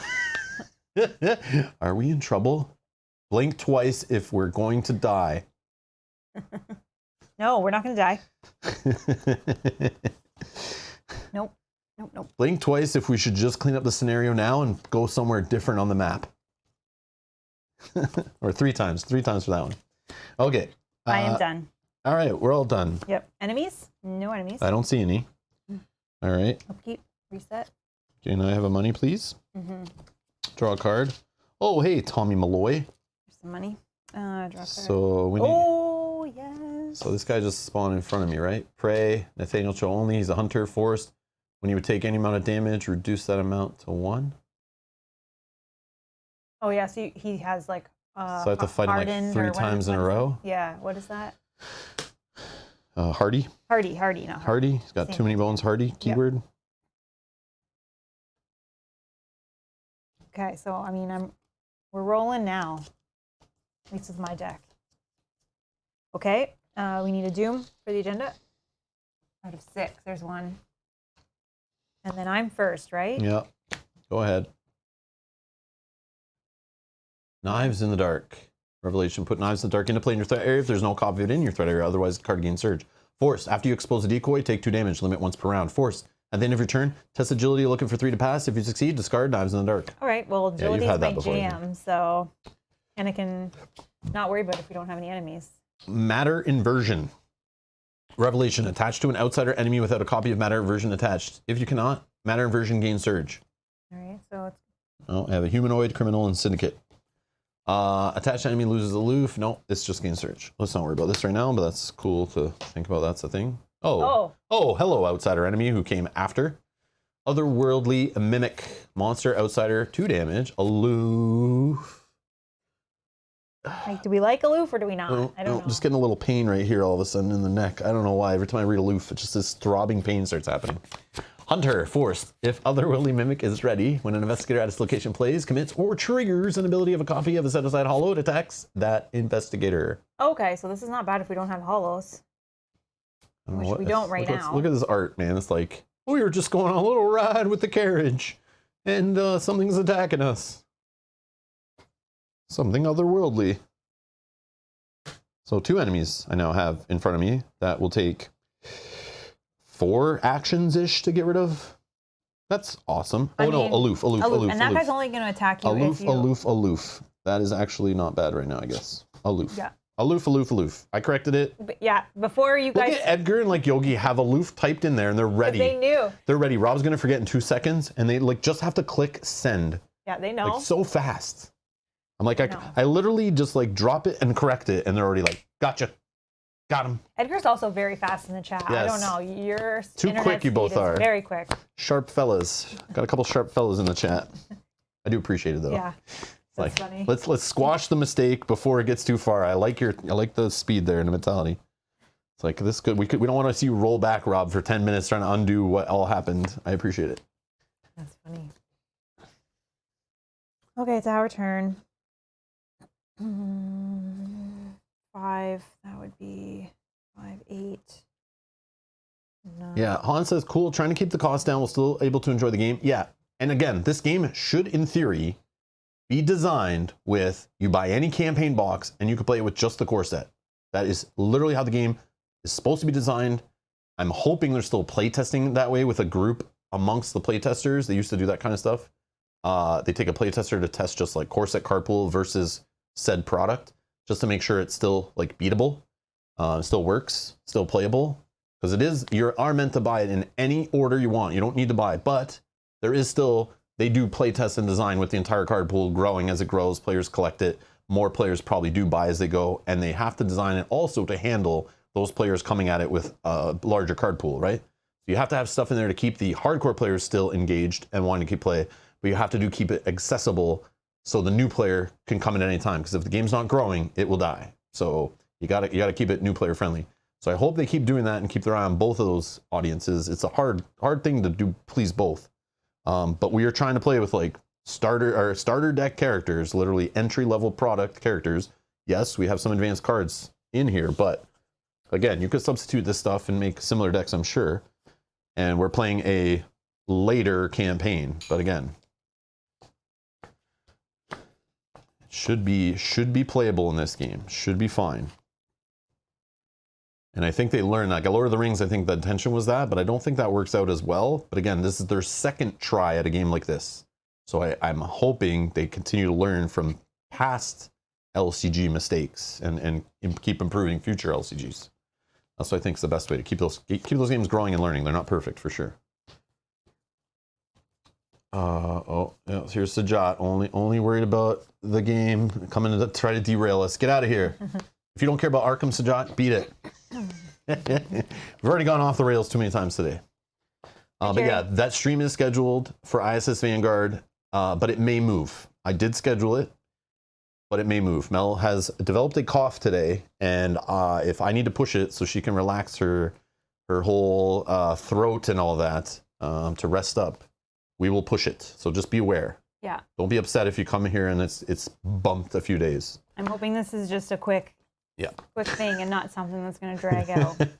Shot says, I'll get out. Don't worry. Get out. Beat it.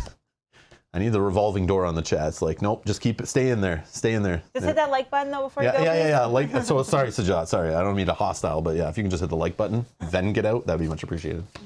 Just kidding.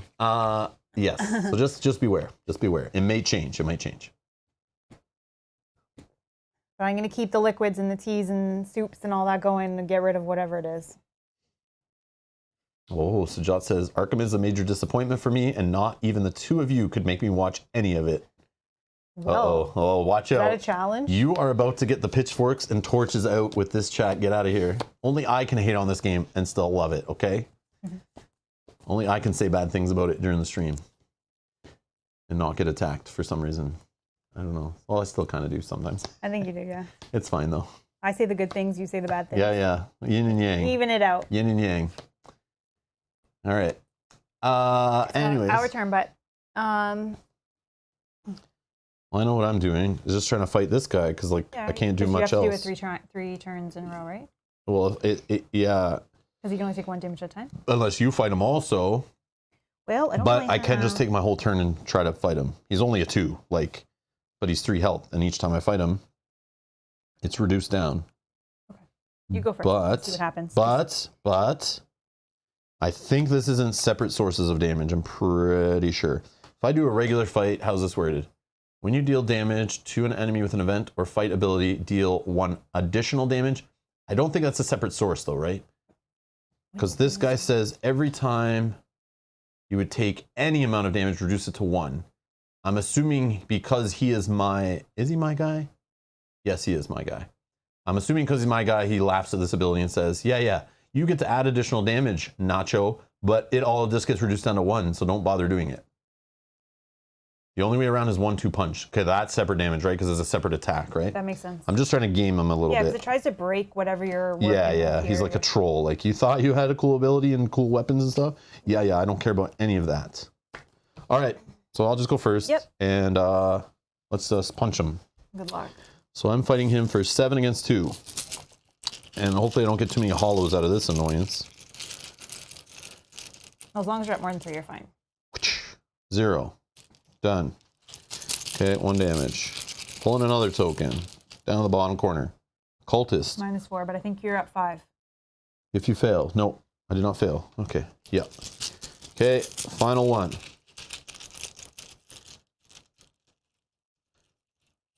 Do I have a... If I can pull the blue, I could still pull an event back. Blue is right here. Not the blue. All right, -1. This guy's gone. Okay. After you defeat an enemy, exhaust boxing gloves, search the top 9 cards of your deck for your spirit event. Add it to your hand, shuffle your deck.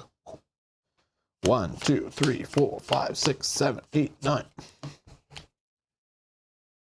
Stand together. Get over here. Monster Slayer.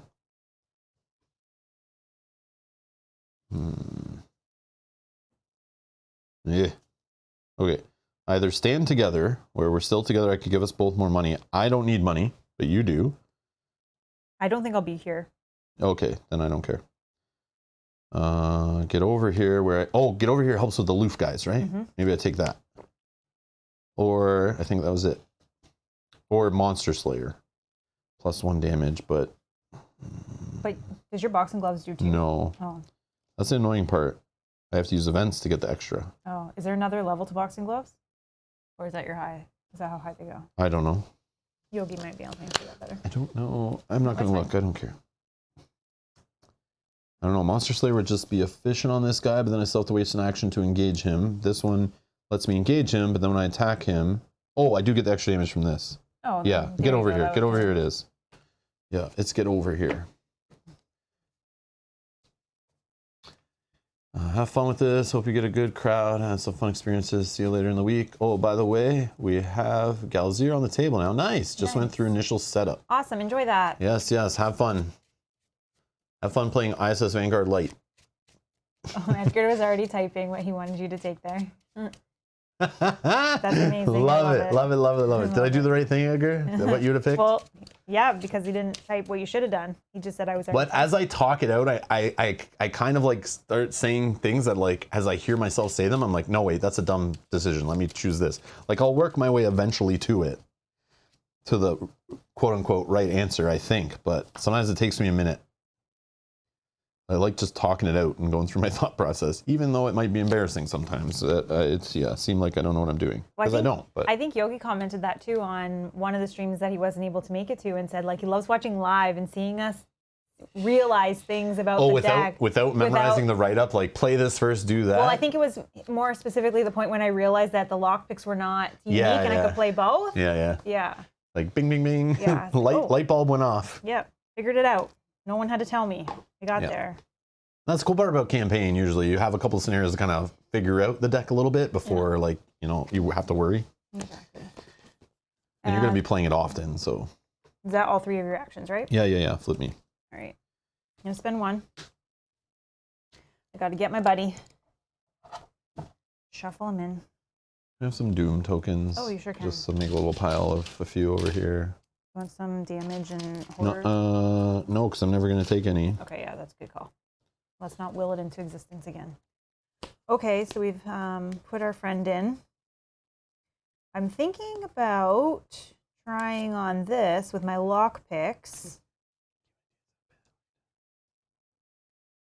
5. Yeah, the problem, Yogi, I never have the bandolier at the right time, or I have to lose it because of something in the scenario tells me to get rid of an asset or something, and the bandolier has to go for that. But yes, I would love to have the bandolier, the Hungering Blade all together, but those never all seem to line up. Not in my hand at the same time. Like, yeah. Oh, this would only give me I don't know. 1. Yeah, one day that'll line up, but it'll be in the scenario I don't need it to line up.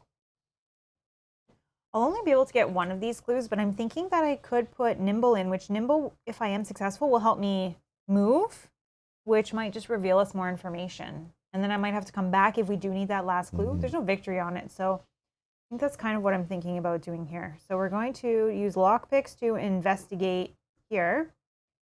So we have 5, 8. I think these 9, places 10. are going to be really hard to get clues off of, and some won't have any. That's why they're putting in this way that clues are auto-generated, and they actually get easier to get, is because it's trying to be nice to you. Oh, there is an outsider in play. So it is -1. Okay, so it's 4. All right, I'm still putting in 10 because I want to draw a card. So I'm up 6. Draw a card. Oh, I don't have any money anyways, but You'll need that on another will location. need You'll that. see. There'll be other ones with victory points or ones that to continue the scenario you need to clear. Okay. Actually, I didn't set aside any locations. -2. So this is all we got. I am 8 on 4. I'm up 4. Okay. Don't lose this. This comes here. This comes back to my hand because I was more than 3. And then for each point the skill test succeeds by, after it resolves, you may immediately move to a connecting location to a maximum of 3 times. So I can move 3 times just to get more information. Yes, so by all means. I could even do like a loop around like this. Yeah, that's true. What sounds better, going to El Melcon or Jardin de la Tropicale? Well, this looks prettier. Like Okay, it's like tropical done. and fun. So let's go down here. This is all free. I'm gonna put it up there. Oh, I'm moving you, not me. So before we flip this, I'm going to read this. But before that, I'm going to read something even better. Ken Gunter in the chat says, these playthroughs have been part of my Christmas prep for 2 years now. LOL. Last year was Edge of the Earth. Have you on while wrapping presents. Hate wrapping presents. So this helps. LOL. That's so awesome. I do the same. Anytime before Mel became my present wrapper, I used to put on streams and movies and things to distract me because I hated doing it. I don't mind it at all. I love it. And the final product wasn't anything to look at, you know. But that's awesome. But yeah, so we're playing Edge of the Earth around the same time last year, right? Oh, that's so sweet. Yeah, so if they keep releasing an Arkham campaign around this time of the year, you know, what better reminds you of the holiday Christmas spirit than otherworldly monsters ripping your face off? Yeah, exactly. Like, you know, people dying and wanting to stab you. Like, you know, what else, you know? Oh, Hans says the same thing with folding laundry. I do like to put things on when I'm folding laundry as well. I hate it. Nice. Okay. I'm not complaining. That's so fun. That's all good. I appreciate it. I love it. As long as you put those things down to vote on the polls and put in funny comments every now and then, Yeah. carry on. I will not be upset. When it comes to high society in Havana, nothing is more iconic than this outdoor venue. But if this is one of Desi's haunts, there has to be something else at work here. Oh, this is easier. 3 shroud, 2 clues, reaction. After you successfully investigate this place by 3 or more, choose a set aside hollow. Its owner draws it. So don't go and start ripping clues off this place yet. Do it when you're going to do one of your big stupid tests of like 10 on 3 when there's hollows, so we can undo what the game is doing to us. Right. Forced. After you fail by 3 or more while investigating this crappy location, choose a non-weakness card in your hand and set it aside how to play as a hollow. So if you try this and you fail, you're burying yourself even deeper. But this does have 1 victory point. Yeah, we'll get that. Yeah, we said we need 6. So Yep, so there's 1. that's going here. Gotta get that 1. So this is still part of action 2. I can move up to 3 times. So we'll go here because I want to see, and then potentially I'll either move back or, or over. El Malicion, whatever. The broad roadway along Havana's northern seawall is a perfect place for both public gatherings and clandestine meetings. Could the Coterie have agents posted there? Oh, another big 5 shroud, 2 clues, reaction. After you expose a decoy at this place, another concealed mini card expose. So, okay, after you expose a decoy, you get to expose another card, but only group limit 1 time for the whole game and victory 1. So again, I knew there'd be harder shroud ones that have clues or victory points on them. Okay, so here's the dilemma. I can move 1 more time for free still. Do I come back to you or do I move to here? Why would you come back? I don't know, just to get this one. Well, like, I think you need 6. But we don't want to do this yet till we have concealed cards there. So you might want to stay there and have a concealed card, or come here and then we put a concealed card there when eventually the game tells us to start putting shadow idiots there. I do have scout ahead, so I could also even just like reveal all. And we do need 6. If you can get 6 clues happening, however that happens. Pilfer's gonna do it for me because this actually comes back to my hand now. This one. Okay. So I can reuse it, but I'm gonna go here. I think. I'm sure there's clues at that one too. This is still my 3rd of my move from Nimble. The Miramar Yacht Club, Havana. If Desi is a member of the club, chances are it's no coincidence. Whenever he and his crew show up, those things are sure to follow. Or is it the other way around? Only one way to find out for sure. Oh, nice. 1 shroud. Hey, this is my place I'm going to find clues. No, I'm just joking. Action investigate. Instead of discovering clues, look at the revealed side of a concealed mini card at this place. For every 2 points you succeed by, look at the revealed side of an additional card at this place. Yeah, we're gonna definitely need to be hunting people down like hard in this one. Yeah, or be really fast and get the clues. That one's not victory points though. Not victory points. And also, Edgar pointed out, which is correct, this is once per round. Oh, round, yes, Round, not per game. So we can do this not per multiple game, times. thank you. Just Not per round. game. Group limit per round. Yeah. Yes, sorry. Okay, so that was action 2. I still have 2 more actions. I'm going to actually gain resources for those 2 actions to start saving for Pilfer so that I can gather clues quicker. And I am done. Okay. Reset. Yeah, there's no enemies, right? This guy's aloof, but there's no hollows. Yeah, ready up. Draw. Counter punch. Oh, yes. Money. Mark. Beautiful. You need? I need an ally. No, I'm good. Okay, Doom. 2 out of 6. Draw a card for you. Oh, Body snatch. I didn't do this test. Oh, So sorry. Yeah. So sorry. This one would not be in my hand yet. I don't think I'll even put anything in. Agility test of 3. Go. 5 on 3. Oh, those are bad though. 5 on 3. 5 on 3. Yeah, but if it's 6 with you, it's not so bad now. What? It doesn't do anything bad to you.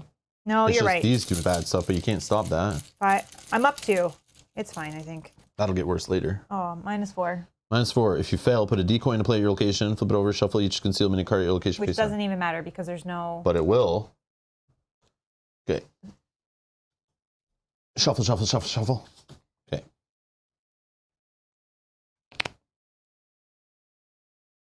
Right? But then isn't there a thing where if there's no people in the shadows, they go away? Yeah, probably. So that's why I feel like it doesn't Yeah, it matter. doesn't But make please sense. let me know if... Yeah, you're probably right. Who cares? Okay, then I would draw this card.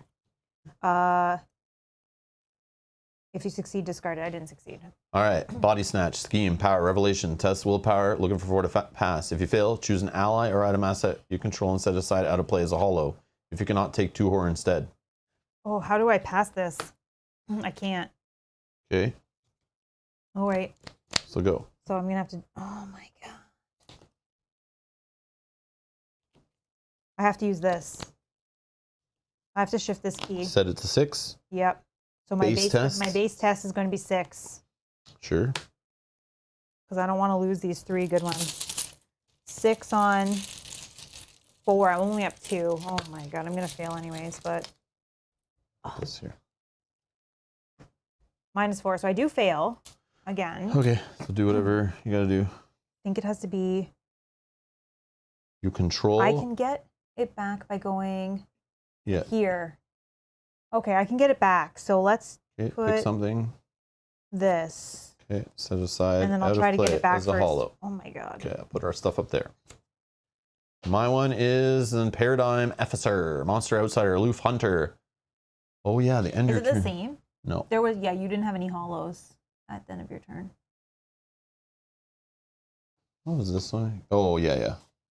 This one is if Otherworldly Mimic is ready, when an investigator at its location plays, commits, or triggers an ability on a copy of a set-aside hollow, it attacks that investigator. So I have to have the card that's also out of play? Yeah. Okay, so when I give out my boxing gloves when I have to, then I gotta be careful? Okay. Paradigm Officer, Aloof Hunter, forced after you end your turn at this Jerkface's location, look at the top card of your deck. If it's not a weakness, set aside out of play as a hollow. Then, if you own 3 or more set aside hollows, Paradigm Officer attacks you. We did have this guy before. He's aloof. Aloof. Aloof. Now another outsider, so that makes that easier, I guess, ish. How do we know when they come in a... Oh, the shadow people come in with that trait, yes. Yeah, it And was it's none of those guys. concealed, right? Yeah, it's Coterie Assassins, that main guy, Some of them are set aside, I Enforcers, and think. Agent. Ah, okay, that makes sense, okay. Yeah, they're gonna So it's come like during in. the second, like when Yeah. we advance one of these. Yeah. Okay. Concealed, yeah, thank you. I couldn't Concealed, remember. yes. Okay, it's our turn. You want to go first, or do you have a plan? I'm just gonna try to get my card back. I could just try to beat up one of these guys. Probably should beat up the guy that attacks. Yeah, this one, right? Yeah. Yep. Okay, I'm gonna do that. So spend 2. I have so much money. Yep. Play get over here. Engage this guy and fight. Okay. I'm gonna attack it for 7 on 3.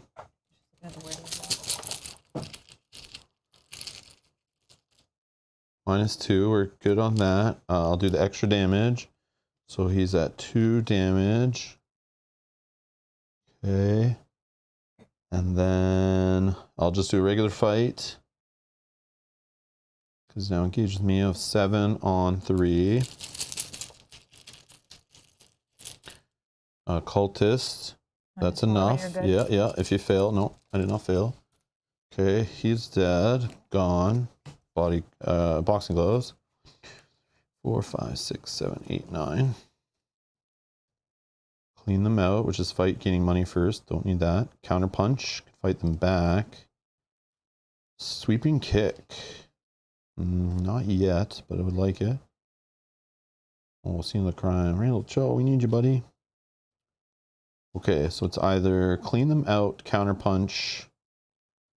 I'll just do clean them out.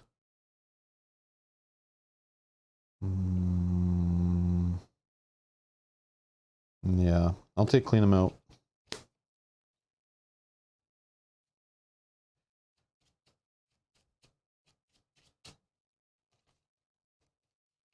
Okay, I have 1 action left, I believe. Okay, we'll just hunt, which is fine. I would like to get to a place that I can just get a couple clues. Oh, yeah. I just don't have that location. I need to go there instead.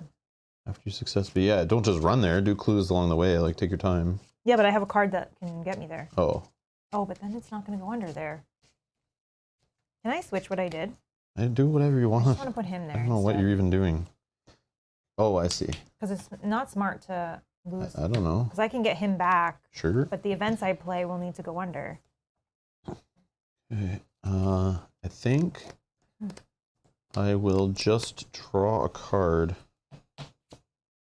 Smoking pipe. Okay, that's an item I can get rid of. Okay, cool. Done. Go ahead. All right.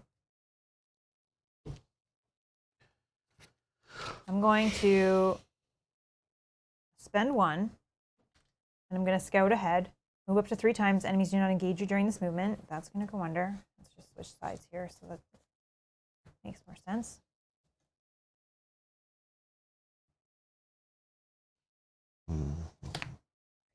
Okay, then that can move me 3, but I'll just move 2 to here. Yeah, you threw away a 6 cost card that you spent 6 resources on. That is crazy. Oh, do I have to play him again? You have to play him Oh, again? I hook up my hand. What are you talking about? What? Where are you looking? That you're going to get him back super easy. After you successfully investigate here by 3 or more, choose a set-aside hollow and its owner draws it. But you're right. Yeah. I'm gonna. Okay. Yeah, so then you're card, right. That's crazy. You're right. You're right. So this just happens. It's just a 1 cost. Yeah. I forgot that I have to pay for him again. That's fine. Yeah. That's nuts. All right. Then let's do. I'm just losing these events, but I guess it's fine. Let's gain 2 resources and draw a card. This is action 2. Gain 2 resources. Draw a card. Weapon. Okay. 5, 6, 7 on 3. I'm at 4. Okay, I need to be up by 2. Yeah. So then let's spend 4 for pilfer.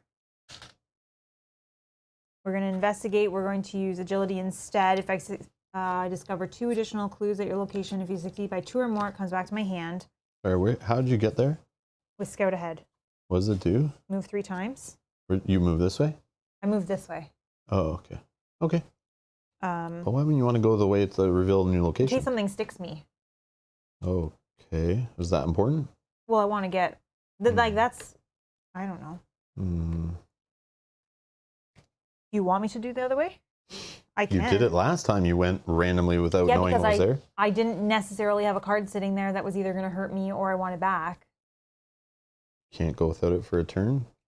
I mean, I already have lost 2 events, so I guess maybe it's fine. You do whatever. We'll just go in blind later. It's fine. Do whatever you want. Okay, so then action 3, we're investigating. For 5, we'll put these 2 cards in. 6, 7. Lets me draw a card. Oh, nice.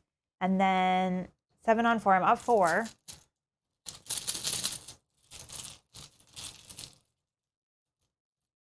0, which is perfect. I gain both of these. Victory 1. This comes back to my hand because I succeeded by more than 2. Same with this one. I succeeded by more than 3. This gets discarded. That I get to draw. Then I have Scout Ahead. That's action 2. So action 3, I'll gain a resource. Oh, I did Easy Mark. That was my 3. And that's not fast, yeah. So Scout Ahead, Easy Mark, Investigate. I have one more action, which I will move here. Grand Teatro de la Habana. Nobody else seems to notice the presence swirling above the Teatro Nacional, but you've seen it before in London, and where such creatures roost, the coterie is sure to be present as well. Perhaps you should get tickets and see for yourself. 4 Shroud, 2 clues, free action during your turn, spend 2 resources. So you could do this. Reduce this is Shroud by 2 until the end of your turn. Ah, I see. Oh, cool. Limit once per turn. So, yeah. Well, I wonder, I could go there. Oh, limit once per turn. I was going to say, I could go there and spend 4 and put it down to 0. Nope, you can't do that. Okay, done. But I can still do it for you. Yeah, till the end of the round. Okay, enemies. Oh, till the end of your turn. Oh, once per But turn. yeah, you Never can do it mind, never once per mind, never mind, never mind. Okay, Enemies. carry on. I This shouldn't have guy's said fine that. because you have no... Yep. Yep, so reset. Yep. Draw. Money. Okay, 1, 2, 3, 4, 5, 6. Good. Some money. Doom. Okay, boom. Your card. Undercover, scheme, revelation. If there's no, yeah, just do it. Just do it without even saying you're doing it. Otherwise, test intellect or agility of 4. If you fail, place a decoy location on most concealed. Okay. Okay, so that was successful. Sorry, now I have to do this one. Yeah, agility or intellect of 4. Go ahead. Agility or intellect of 4. Agility. 5, 6, 7. That'll be at 3. But again, it just places a decoy at the location with the most concealed mini cards. Flip it face down. Shuffle each concealed mini card at the location. Yeah, I don't care. I feel like those don't matter yet. 5 on 4 I am. -1, so 4 on 4. We're good. Okay. Something about Pilfer being in limbo till the Yes, end of your turn. yes, that was. Right. I wasn't going to use it again, but yes. My knife's in the dark. Put it into play after you expose a decoy. Take 2 damage to the once per round. In my turn, I'm testing some agility stuff. Okay. Cool. Let me just put it like here. Beauty. Okay. Our turn? Mm-hmm. Cool.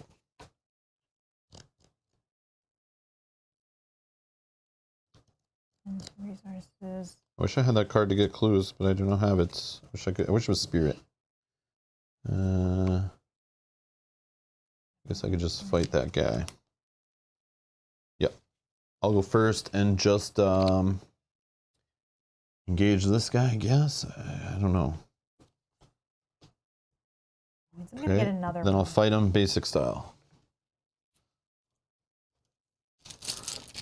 Yeah. 0. Done. 1 damage. Fight him again. Blue.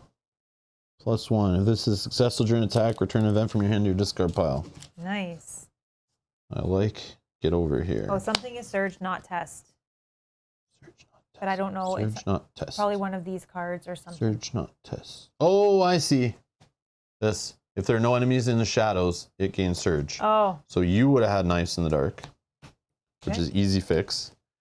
Boom. It's better for me to have it anyway. And then I would have whatever this is. Surge. I would have whatever this is. Matter inversion. Attached to an outsider enemy without a copy of this attached. If you cannot, it gains Surge. This guy is an outsider. Attached enemy loses aloof, gains retaliate, and gets +1 fight, +1 evade. Which I think my test would still been good. Yeah. After it's successfully evaded, discard this and draw one of your set aside hollows. Okay, that's another way for you to get hollows back. Okay, so this guy has this. He had extra fight. I drew You drew a 0. a 0 and a +1, so I definitely was good fighting still, right? Yeah. So he's boom. I got the card back. I defeat this guy. This stuff falls off, and then I do this to search 9 cards. 6, 7, 8, 9. Spirit. Oh, so you also have an action back because you didn't. Because I didn't need to engage him. Yeah, that's why right. I saw that there. Yeah, I'll fix that in a second. Let me just look at these. 1-2 punch, you say? I have 1-2 punch or Monster Slayer. I like 1-2 punch, but I don't know what the boss stuff. Like, I'll need it whenever we add this in, I'm sure, but we then need to find the guys and all that stuff. But I think I'll just take Monster Slayer for now. Yep, Monster Slayer for now. I'm just trying to really shuffle and try to get this clue gathering location to the top of the deck, because I wish I could just go to one of these locations and pay money and take a monster with me and get some clues off them, but for some reason it's not working like that.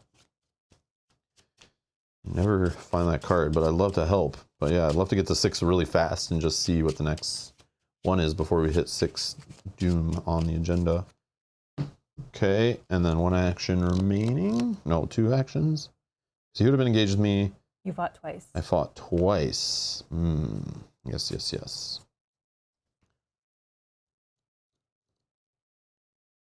I guess. Still didn't get an ally to plop into play.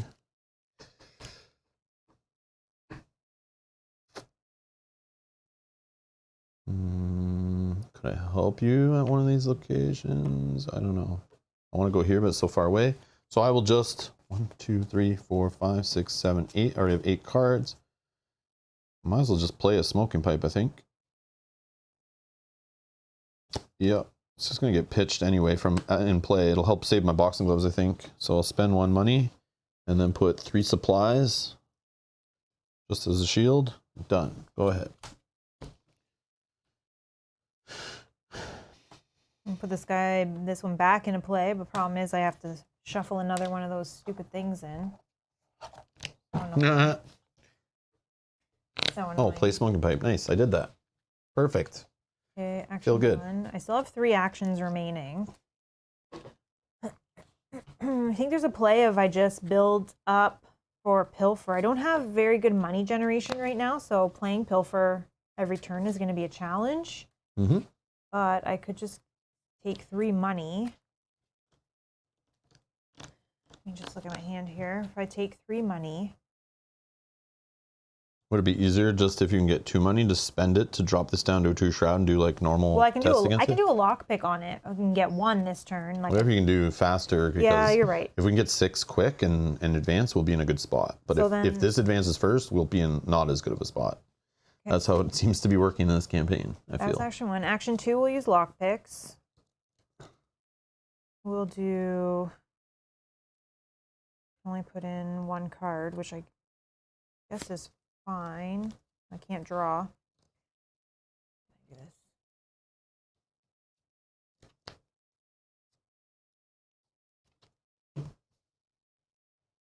Use lockpicks. Commit to draw easy marks.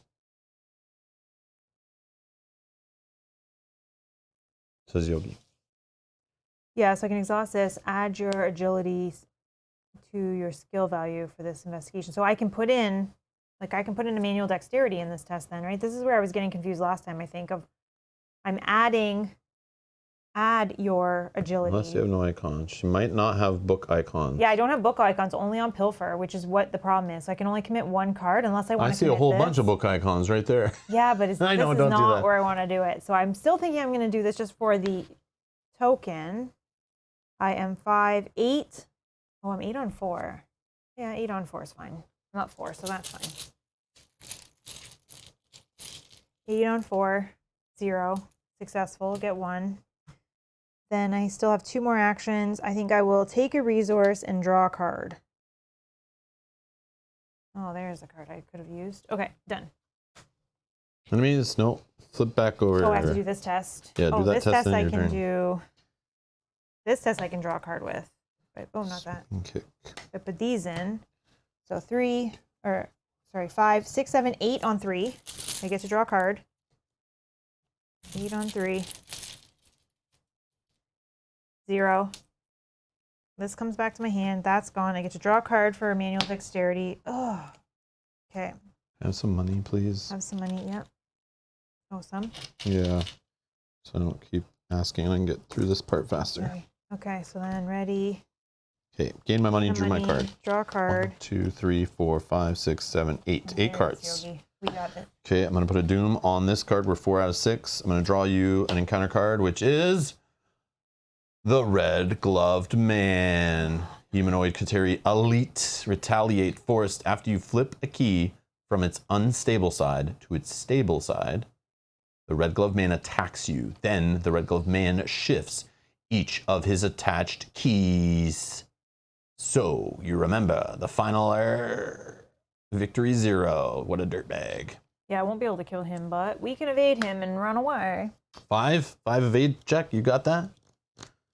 I got that. He's 5 to fight him too. I got that. How do I just beat him up so he doesn't follow us anymore? That would be amazing. Does that work? Yeah. Was there victory 0, so he just goes in the victory, so he doesn't keep. Yeah, but then doesn't he go back into that deck and come back in the next scenario, or is? Yeah, he's gonna come back every scenario. I need to read those rules again. Kill him. That added them. It just said, add everyone you have not seen the last of. So there's probably something that's gonna finally get rid of him, but.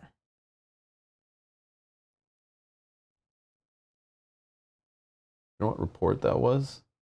No, I didn't note that down. Oh, yeah. E. It was E.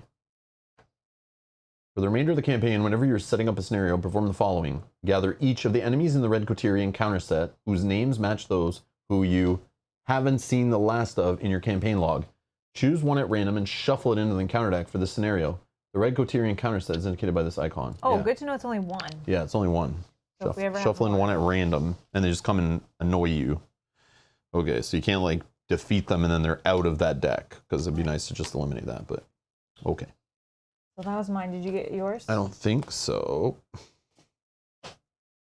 Oh, I found a Paradigm Officer, Aloof and Hunter. After you end your turn at his location, look at the top card of your deck. If it's not a weakness, set aside how to play his hollow. Then, if you own 3 or more, he attacks you. Okay. Deja vu. Our turn. Mm-hmm. Well, I will just go first. Mm-hmm. Get over here. Spend 2. Pull him to me. Hiya. Punch him. Sorry. 7 on 3. Skull. Number of enemies in the shadows. That's a -0. That does 2 damage thanks to my ability. Okay, then I'll fight him again. Shouldn't have put that there. Regular fight. 7 on 3. Hiya. Tablet is a -3. If you fail, no. Okay. Pow. Gone. Hiya. Boxing gloves. Top 9. 1, 2, 3, 4, 5, 6, 7, 8, 9. 1-2 punch. Hello. Stand together. You need money, but I'm not near you. But I could take that if you're going to start near me just to give you some cash. I don't really know which way I'm going at the moment. Another get over here, which seems to be great against aloof idiots. Bandolier, sweeping kick. Okay. I feel like it's get over here. Yeah, it's gonna be get over here, I think. Okay. We have some good boss cards in there, but I'm just gonna keep putting them back for now. Edgar, I'm totally fine in this kind of scenario that doesn't seem like it expands anywhere and most of the locations are connected. I don't really need to move off that spot. I'm not a clue gatherer, right? So it's like, what's the point? But at some point, I'll probably need to come help you with an enemy, which I probably should do.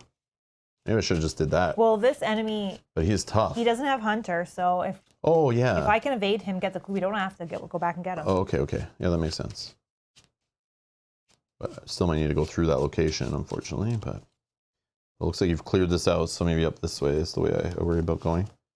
But yeah, I thought about moving like one space, but like why? Like, I don't know. And I'm trying to dig for an ally. I think that'd be nice to have at least one just in case, but maybe I don't need it. So that was get over here. So that pulled, then a regular punch. So I do have that one weird action. Should I mean, I could play a second smoking pipe, but that's just to get like a card in my hand.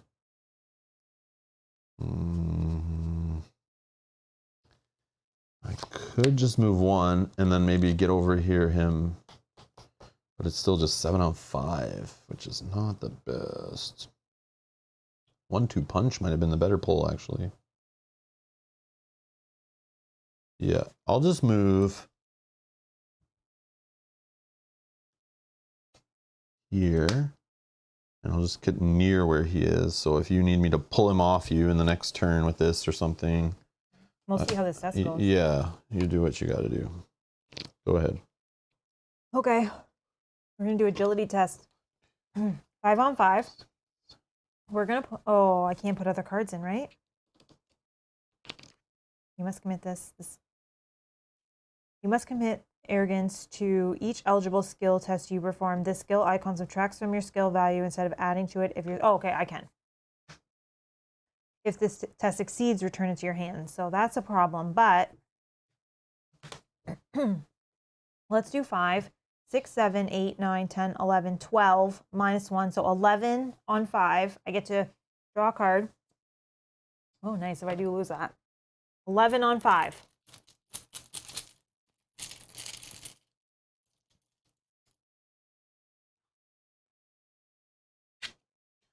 So answering, yeah, you deal with that. Resman's asking, does Bloody Suit Main count as an ally or is he a bonus? He technically is an ally, but he doesn't use up a slot. But the whole thing of reading that thing, if he ever dies, I'm not considering him someone I can just easily throw damage. Like, he's not a soak kind of character in my mind. I'm trying to keep him like alive and happy. So in my mind, I'm writing him off. I'd just love to grab one of my own that I can freely throw damage and horror on and not care. Although I do have a smoking pipe, so I shouldn't really care. I don't have any damage and horror yet. But we're not even in the spot where we start shuffling all the filthy enemies and start running around with them yet. We're in the calm before the storm still. But I would just like, while we're still in the calm, to just drop an ally into play that I'm okay just dying, you know? But this guy's not that. That's all. That was a problem. Okay. I'm going to lose my other opportunist too, I have a feeling. Or I put easy mark in. I need to be 7.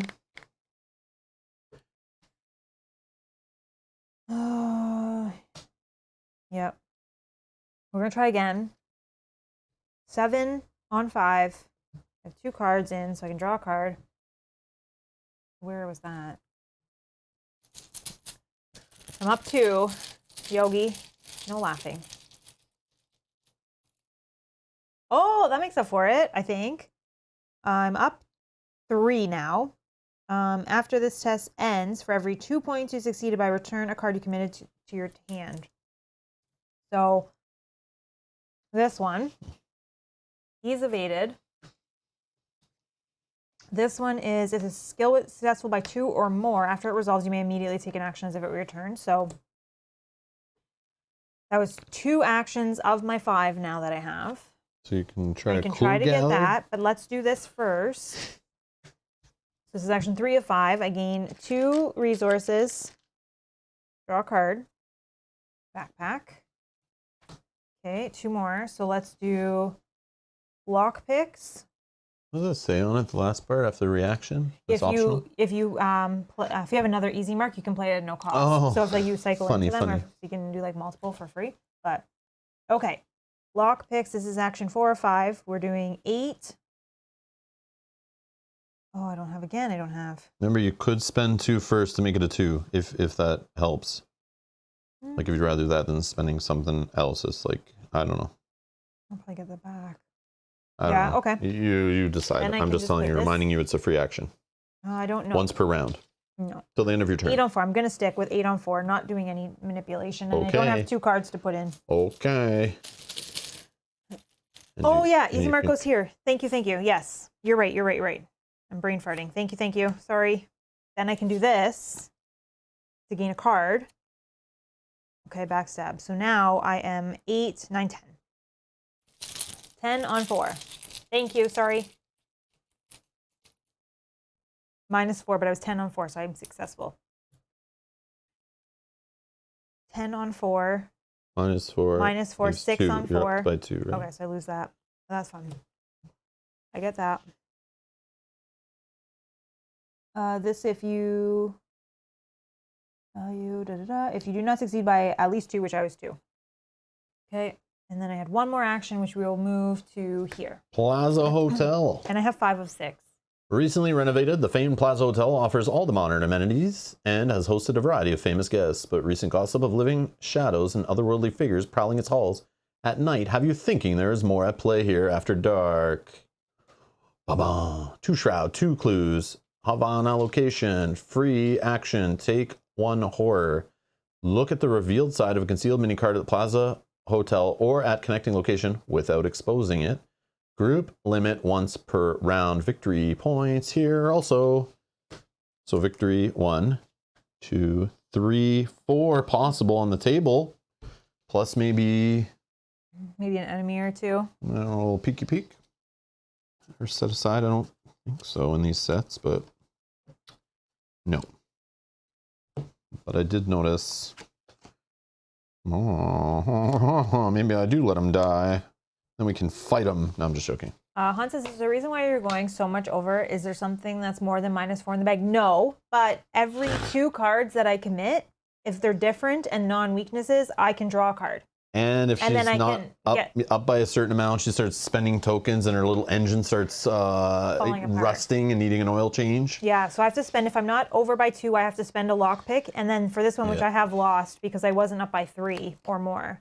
So it just helps me keep my cards. Yeah, and there's cards that bounce back to hand if you over succeed and all this kind of stuff. Yeah, the whole theme of the deck is like over-committed. Sounding so dumb. Every time you're like, okay, this is 10 on 2. I'm like, this test isn't even important. What are you doing? But then she starts drawing cards and all this stuff starts firing off. Yeah.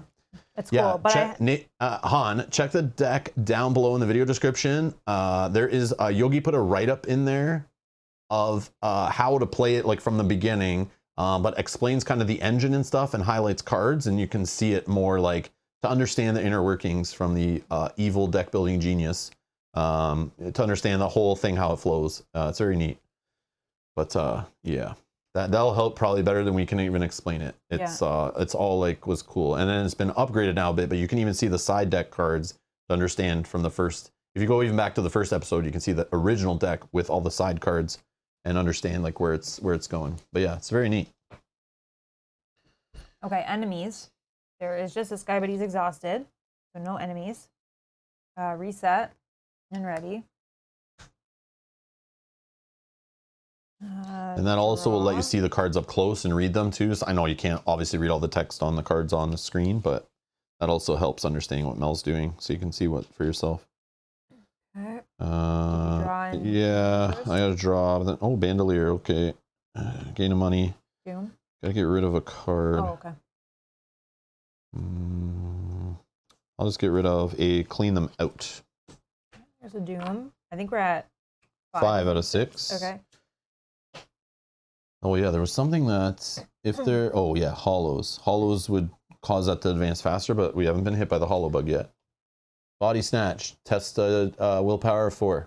If you fail, choose an item or ally asset in play and you know what to do. Yeah. Well, we're failing, so there's nothing I can do about that. You never know. Well, it's 1 on 4. Oh, okay. Even the Yeah, I'm not with you, so I can't help best you. ones. -1. Yep. So we fail. So again, we're losing this one. Okay. Paya! Uh-oh. What's this girl up to? Secrets lost. Power. Revelation. Test. Willpower of 3. For each point you fail by, choose a non-weakness card in your hand. Set it aside how to play as a hollow. If you succeed by 2 or more, you take 1 horror, choose a set aside hollow, and add it to its owner's hand. Bag, please. But let me look. I have 3. This is a 3 test. Can I succeed by 2 or more somehow? Let me take a look through my handola. Smoking pipe. Get over here. Clean them out. Monster Slayer. I think it might be worth a shot. Okay, I'm going to use Smoking Pipe and clean them out. Add them to the test. So I'm now 5 on 3. I don't care if I get 2 over, but I would like to pass. I don't want to set cards aside out of hollow. But if I do fail and I've already lost these cards and losing more, this is a kind of a bad situation. But if I can get up by 2 or more, amazing. Here we go. Tablet, -3. So I was up by 2. I do fail. For each point you fail by, choose a non-weakness card in your hand and set it aside out of play. I think you only fail by one, right? Yeah. In my hand. So these are gone. Non-weakness card in my hand. And then these ones. If you fail, set each non-weakness card committed to the test aside out of play as a hollow. Oh, From the tablet. these ones? Yeah. I shouldn't have done that then. I didn't realize that was the thing. I forgot. Okay. So that was even worse than I thought. Awesome. There was somewhere where you can get them. Great. Okay, whatever. All right. 3 are in hollow territory. If there are 10 or more set aside cards in hollow, blah, blah, blah, but there's 4. Okay. Okay. What now? Our turn? Hey, do you want me to get a clue so then we can... Yes, please. I want to see what's next before I wander around or do dumb things. Like trying to fight the Red Glove Man. I could pilfer the clue probably. Is the best case. Yeah, we'll need more clues. Like this is act 1 of 3, so I'm sure there's... I want to get both of them. And the fact that they've given us so many extra clues and a place that regenerates clues means we need more. All right, so we're going to use pilfer. This is action 1. Okay. We're using agility instead, so we have 5, 6, 7, 8 on 2. So I get to draw a card. Pickpocket. 8 on 2. 0. I was successful by more than 2, so this kind of goes into like a limbo over here. I get both of these. Manual dexterity lets me draw a card. Woo! Now, here's the question I was going to ask. Is that technically out of play? Because this says, if there's no crystallizer of dreams in play, set guardian of the crystallizer aside out of play. Yep. So I don't have to deal with him. Okay, good. I'm pretty sure, because it's like we're setting it aside out of play as a hollow, I thought is what it keeps telling us every time that happens. Yeah, I was thinking. Yeah, out of play as a hollow. Yeah, perfect. it always So says then out of play. That's good. Cool. And then that was action 1, but this is an action, right, to do the clues or no? No. Okay, so just spend 6. 1, 2, 3, 4, 5, and I have 1 left.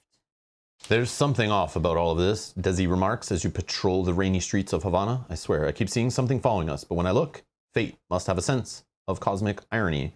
As the moment Desi turns around, a formless shape, not unlike a distortion in reality, opens its gaping maw and swallows him whole. You shout his name in terror, but to your surprise, the distortion reshapes itself in his image. The imposter gives you a sinister grin before vanishing into the shadows, taking the real Desi with him. If the Desiderio Rio Delgado Alvarez Storiasa is in place, set him aside out of play. Okay, removing all tokens, yada, yada, yada. Find the set aside enemy with the encounter card back. Oh, another place to get a victory point. Yeah. Okay. Yep, encounter card back. Okay. The lead investigator draws that enemy, resolving its concealed keyword. Okay. But again, concealed 2 because it's per okay, player. 1 so- per player. Yep. So him and 1. Okay. I'm going to shuffle. What else does it say? 1 at a time, player order. Each other investigator chooses a different set aside criteria enemy and draws it, resolving the concealed keyword.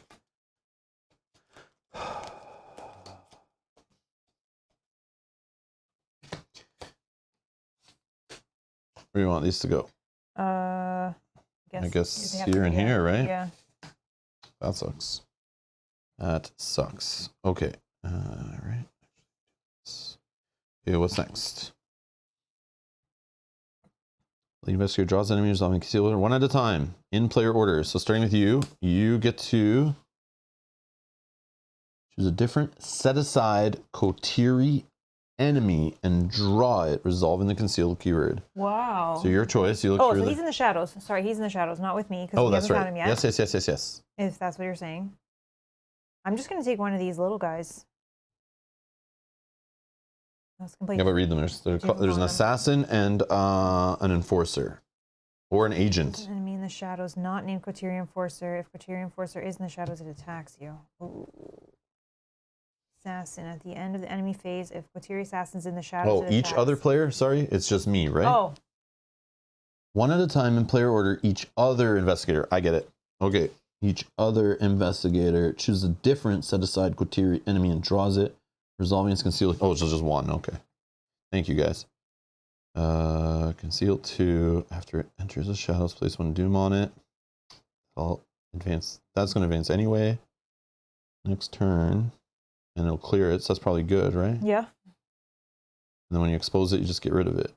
You don't actually have to worry, yeah. Sure. So enters play with a doom on it. The only problem is it brings in concealed 2. I don't know if the other ones had concealed less. So that just means less cards. Yeah. Enforcer is concealed 1. After you expose an enemy in the shadows, not named Container Enforcer, if Container Enforcer is in the shadow, it attacks you. So if we find someone else first, that's annoying. Or the Assassin, concealed 1. At the end of the enemy phase, if this is in the shadows, it attacks each investigator at each location with 1 or more concealed mini cards. Yeah, that's filthy. Worse. Yep, filthy, filthy, filthy. But again, they put out less cards, so it's like easier to get rid of them. But the other guy's like less annoying, I think. So we'll just do this one. Concealed 2, and it is Coterie Agent C. Okay, concealed 2. And this is from where I am, right? Mm-hmm. Okay.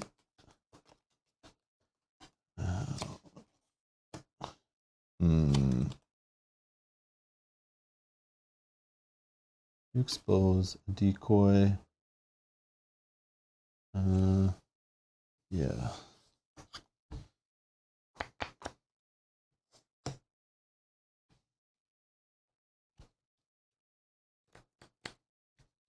Okay. That was advancing this. Mm-hmm. Oh, but I got to keep reading. Shuffle the encounter discard pile and the remainder of the Crimson Conspiracy Cleanup Crew encounter sets in the encounter deck. Saw that coming. So this plus this plus this all has to go together and shuffle really good.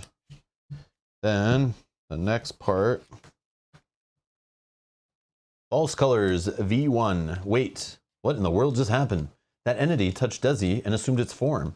Is that what has been happening to Desi's crew? You have to find him before it finishes the job. Reaction. When an investigator would resolve an enemy's concealed X keyword, spend X clues as a group. Spawn it. Engaged with that investigator instead.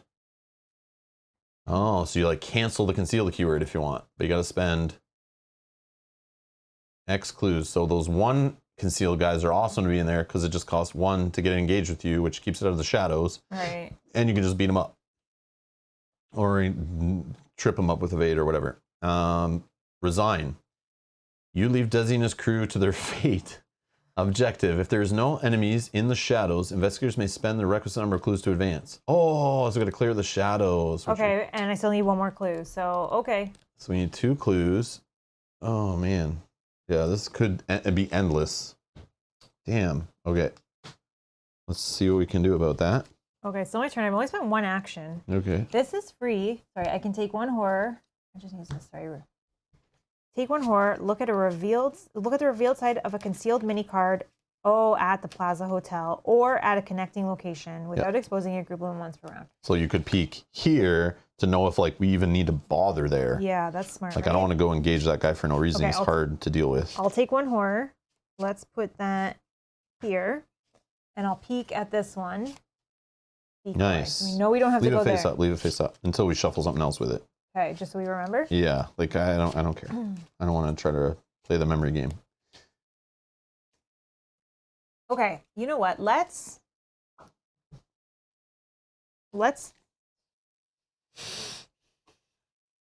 investigate here to reveal this one. Or So try take 1 to. horror? No, I already did this one. But I can only do it once per group. Limit once per round. Yeah. Okay, yeah. So now I have to do for real at this place. So, yeah, there's only 2 shroud, right? You're doing investigate? Yeah, Or, but I'm just... Or you evading? You're evading? You're going to evade against 2. Oh, yeah. If that's easier. I'm not going to put any cards in, so I don't think it matters. Oh, yeah. And evade. 5 on 2. Yeah, sorry. Let's keep it simple, man. 2. I'll have to put in 68 cards to get plus 27 on this every test. Okay, that's action 2. We're going to do it again. For action 3, if this is unsuccessful, I'm not doing it another time. -3, so I fail, but I didn't put any cards in, so I don't have to. Oh no, I passed because I was 5 on 2, so I'm up 3. Up 3? Yeah, so I'm even. Okay. I'm even. we found him. And I have one more action, which is great. So this means we clean this. Well, technically, I think we have to leave the other ones out until you found the Yes. other one. Yes, But yes, yeah. yes, because there's still someone in the shadows. Yeah. Okay. But then you know it's not this one, Right. right? Yep. So he is now engaged with you. Oh, if you try to evade him and you fail, you get hurt. Well, I'm He going to try to attacks. fight him. Alert. He's concealed to Hunter Retaliate. Oh, he doesn't Jeez. tell. This jerk face gets +4 health, so he's 6 health. He's a boss guy. First, when he takes damage during Act 1 or 2, instead automatically evade him. So you can't even beat him yet. Oh, sweet. But at least he's out of the shadows. Lame. After this guy is evaded by 2 or more, and there's another copy of him at your location, that copy deals this one 2 damage. So we're trying to find the real Desi to Yeah. help us fight the fake Desi. Right. Holy crap, what is happening here? I don't even know. I'm seeing doubles. Okay, so I'm just going to evade him then. Because I thought I could attack him with... Yeah.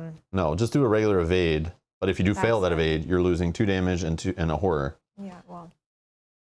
Okay, but at least he's out of the shadows. Yes. So now we So evade. if I can find this other one, then we have no one in the shadows. And if you have one more clue, you do? We need 2. Yeah, which Oh, I'll you need try the to... clue. I see, I I'll see. try to go up here, yeah. Yeah, yeah. Okay, so evade. When this action begins, gain 2 resources. You could play some cheap asset to protect lockpicks and Leo. Hint, hint, wink, I know, wink. I was thinking You could of do that what I with- did, like throw a smoking pipe in play. I know, I was thinking of that with Liquid Courage. I know. Okay, so I gained 2 resources when that began. I like where Yogi's going. That's the way I would play. 5, 6, 7 on 3. I get to draw a card. Nah, she doesn't have the action anymore. Oh. No, I don't have the action anymore. I wanted to find so that we could... Yeah. I have another lockpick. John's here says, I played this one. It is a lot of fun. I would never describe fun in this game together, but sure, whatever you think. 6. It is 7. tough due to the shadows. We're really loving the campaign so far. Yeah, I think this campaign is really cool. I do like the campaign a lot. 7 on 3. I am successful, so this doesn't matter. He is evaded. He doesn't hit me back. But he will engage with me again. Can't get myself out of here. He will engage me again after, I guess. Just fine. But at least he's not in the shadows. That's end of my And turn. I do really like the That's shadows my mechanic. hand. The concealed card stuff, I think is so cool. It's just fun. It's always fun to try to like dig through and find things, you know? It just adds like a new layer of like discovery in each scenario, which is neat. I want to do this, actually. Look at the top 3 cards of your deck, draw one of those, and shuffle the rest back into your deck. Flip this key to the unstable side. 1, 2, 3. I'm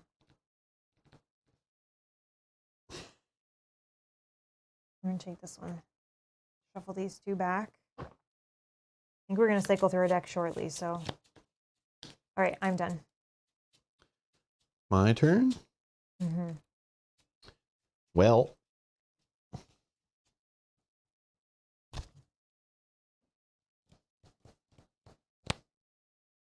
I guess I should just fight this location. Check this card. So fight. Oh, did I evade by 2 or more? I think so. Text on Desi.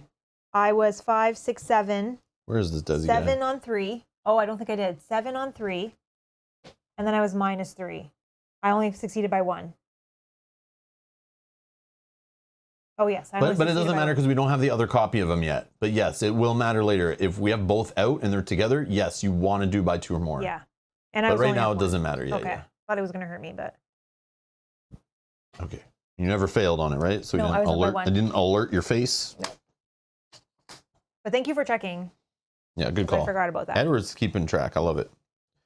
It's like asking the right questions. Like, did you guys do that right?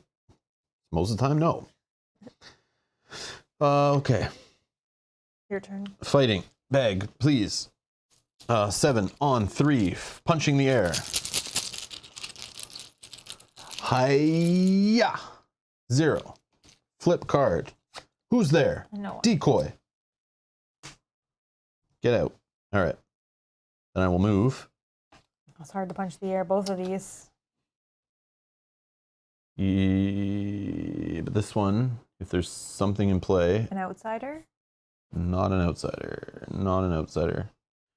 Okay. Like, this one is the victory points. You might want to clear it. Me being there could maybe throw in a card to help. So like that may be a good location to end at. Mm-hmm. Yeah, maybe I just go there. Okay, but first, maybe the chat knows.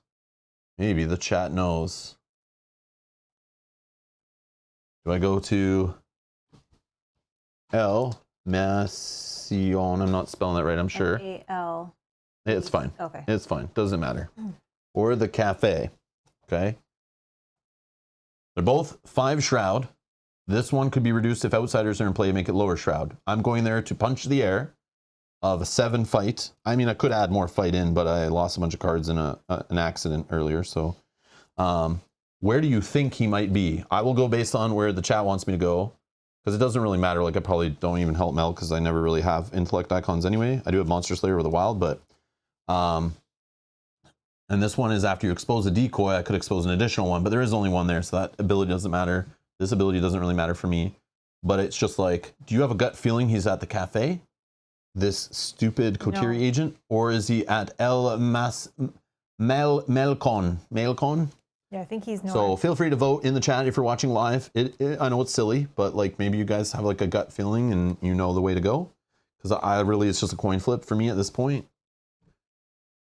Because Mel could go here for this clue. Who knows if we get an outsider enemy? She could go here. I don't know. Do I even need to be where she is? Not really. I don't think so. Maybe I need to be at an adjacent location so I can do get over here later. I'm not sure, but whatever. All right, I'm going to close the poll. In hand?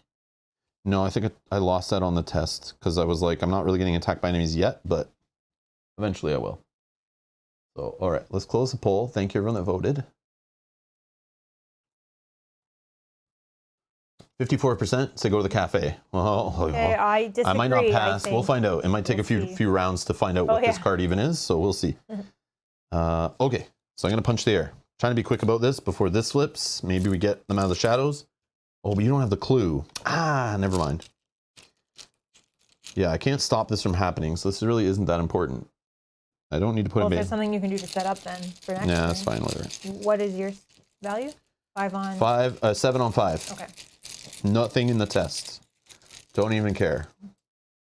Oh, look at +1. that. I'm just killing Don't even care. It's not an attack, so I don't get a free card back. That sucks. Or is it an attack? You punch the air. Yeah, it's an attack. No, but it might be like just doing, how is it concealed worded? Where's the rules? I don't know. Let me just quickly look at the rules on concealed. Am I doing an attack or I'm just doing a test with fight as the test, you know? How is that worded again? I don't think it was an attack though.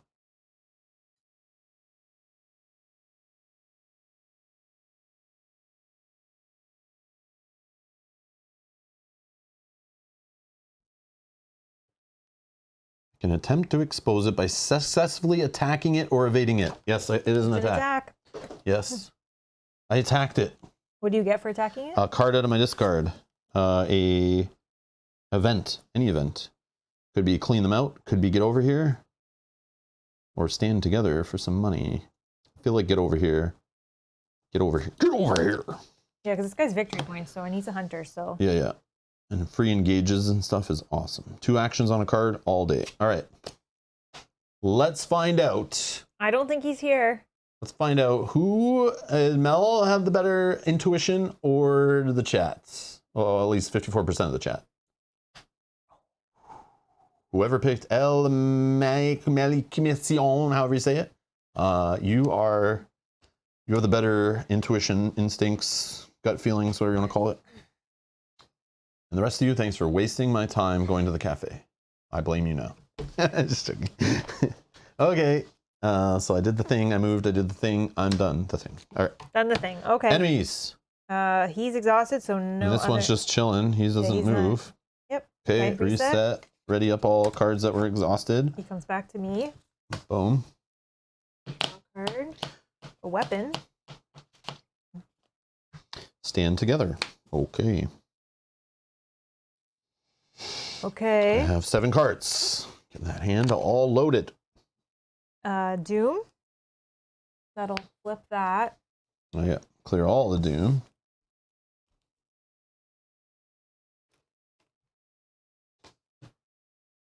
A flash of lightning draws your attention to the sky, or is it even lightning at all? Clouds and distorted space roll through the gloom of night, a shimmer, a blur, a blemish, and then one of the rolling clouds simply vanishes. Perhaps it was just your imagination, but something feels strange. Is it possible the creatures you spotted in London could devour even the sky itself? The lead investigator must decide now. Choose one. Option 1. Search the encounter deck and discard pile for an enemy with the concealed keyword and draw it, resolving its concealed keyword. Shuffle the encounter deck. Or option 2, reveal the top card of each investigator's deck. Each investigator draws each weakness they reveal in this way. Set each other revealed card aside out of play as a hollow. I feel like it's hollow problems. I feel like we avoid hollow problems. yeah, but then if we put more into the shadows, we have to find them Oh, yeah, true. because we can't advance while there's things in the shadows. But if we're not getting cards back out of the shadows, we're going to end the scenario real fast. Because remember the shadow effect. Like, I'm sure it's this kind of stuff is going to keep happening. 10 or more. And we have 4 there. So you're possibly about to make us add 2 more to the shadows. Unless it's for me, it's likely a weakness. Okay, but anyways, yeah. Let's worst case scenario in this game. Let's think that way. Set each other revealed card out of play as a hollow. So we'll have 6 in there. And the problem then is, and we don't seem to get them back, and we keep we'll start pulling the tokens that throw them in there, or enemies will. the problem is where I'm located on the map. We'll have to put, unless we did a concealed one. Oh, can I not spend a clue? If it's a clue 1, I can do it. Okay, let's do the. Oh yeah, you can spend clues to cancel the concealed. Yeah, and if we take a concealed 1, I can spend 1 clue, then go get 2 clues from somewhere else with Pilfer. So let's do the search the encounter deck for concealed. Take a concealed 1. The lead investigator choose cancel it. 1. Search the encounter deck to discover for an enemy. Oh, it's only 1 enemy. Yeah. Oh, but it has to have a okay. concealed. So take a concealed 1. So which one do you want? Just any concealed Any one? concealed But one, hold on, let's read them. And I'll spend a clue to cancel it. So it's either an assassin or an enforcer. Who do you like? Let's put the harder one, the enforcer B. It's going to be engaged with you. Well, I'm going to cancel it all. But it's going to be engaged with you. Oh, I see. So Instead of hiding in the shadows, putting decoy cards out in play, okay, you skip all that. It's like you found it for free, but it's now engaged with you. So which one, looking at the stats, what it damages you with, what it's doing? I think B I need, because I can evade it easier. B. You mean the enforcer? Yeah. You want an enforcer, which is 4 fight, 3 health, 1 evade. Forced after you expose an enemy in the shadows not named the enforcer. If it's in the shadows, which it won't be, it attacks you. So it's kind of like that's all nerfed. It's you not just a might take hunter. some hoarder. Yeah, it's not a hunter. It's easy to evade. Yeah. That's the one you want? Yeah. Okay, so you spend a clue, Spending a clue. and we bypass all the fluff. And you just engage with me. And I'm gonna I have shuffle these 2 this. guys engage with me. Fun, fun, fun. Watch another enemy drop on my face when. I mean, there are a bunch in here. Yeah. Probably should have went. But the most of those hollow. are aloof. The other ones are all aloof. That's true. I know, Edgar. I know. That's what I'm thinking too. Yeah, but if you draw the shadows ones, yeah, you can't cancel them. They're just going to happen. Yeah. And then things get out of control. And there's 6. Oh, yeah, I got to read. Oh, I still have to read more on the card, I think, too. Hold on, one sec. Where was that? Right there. Okay. Vanishing Sky. Okay, so you did that. Shuffling encounter deck, I just did that. Okay, now we read this. So again, 6, Doom still is the thing. Easy prey, Agenda 2A. Being hunted by the Kateri was bad enough. Now you're worried any random object you pass on the street or even the sky itself could simply swallow you whole, never to be seen or heard from again. Forced, if there are 8 or more set aside hollows. So the bar just got set lower. Choose and remove 4 of them from the game and place 1 Doom on this agenda. This effect may cause the agenda to advance. And I also feel like they're not going to remove from the campaign. They're just going to be Yeah, just a game. But who knows what happens in the end based on your resolution. Yeah, how many hollows are set aside? Yeah. Because if it's exiled, then we have to like find basic cards to put back in our deck to get us back up to the deck size, right? Which we could just grab ones that we like took out, I think, right? Yeah. Just like de-escalate your deck. Okay, encounter card for me. Please don't be an enemy. Enemy, aloof hunter, otherworldly mimic. If it's ready, when an investigator's location plays, commits or triggers an ability on a copy of a set-aside hollow. It attacks that investigator. Oh, that's fine. I don't have. Aloof. So if you were to play, trigger, whatever, Crystallizer of Dreams, you get hurt. Okay. But if I'm there and I do Smoking Pipe or Clean Them Out or Counterpunch, bad things, bad things. Okay. My card. Uh-oh. Coterie Agent B, Concealed 2. No. After it enters the shadows, place 1 Doom on it. When it's exposed, discard it. So I got a Doom here. I'm going to find 2 decoys. And Coterie Agent B.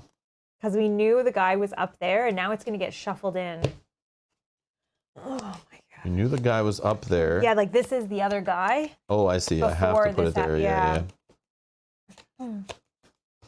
Okay. Hopefully both are there. Here, and here. And those are the hardest places to find the people because the shroud is so high. Yep. But I think I can take a horror and reveal one for you. Because I can do it once per round. At a connecting location. Oh. To this. Right. To this. Never mind. Can't. And that we already know is a decoy. So, yeah. I need to be over there or something. Okay. But there is an outsider in place. This is now only 4 shroud. I don't know. Okay, our turn. Mm-hmm. What are we doing? I'm just evading and then going somewhere else. Okay. So. Yeah, probably work our way north. Mm-hmm. Yeah, to try to get those clues. Okay, so I'm gonna try to evade this one first. Let's go 5 on 3, 5. Oh, you have 2 enemies. 6, 7. Drawing a card. Let's go ahead. 7 on 3. I'm up 4. -1. We're good. So I'm up 3. He's evaded. We don't have the other copy, so his text doesn't matter. This is gone. This will give me. I was successful by 4, so this will give me 2. 1 more action, so 1 of 5. I have 4 more. Let's evade this guy next. I'm not gonna put anything in. I'm up 4.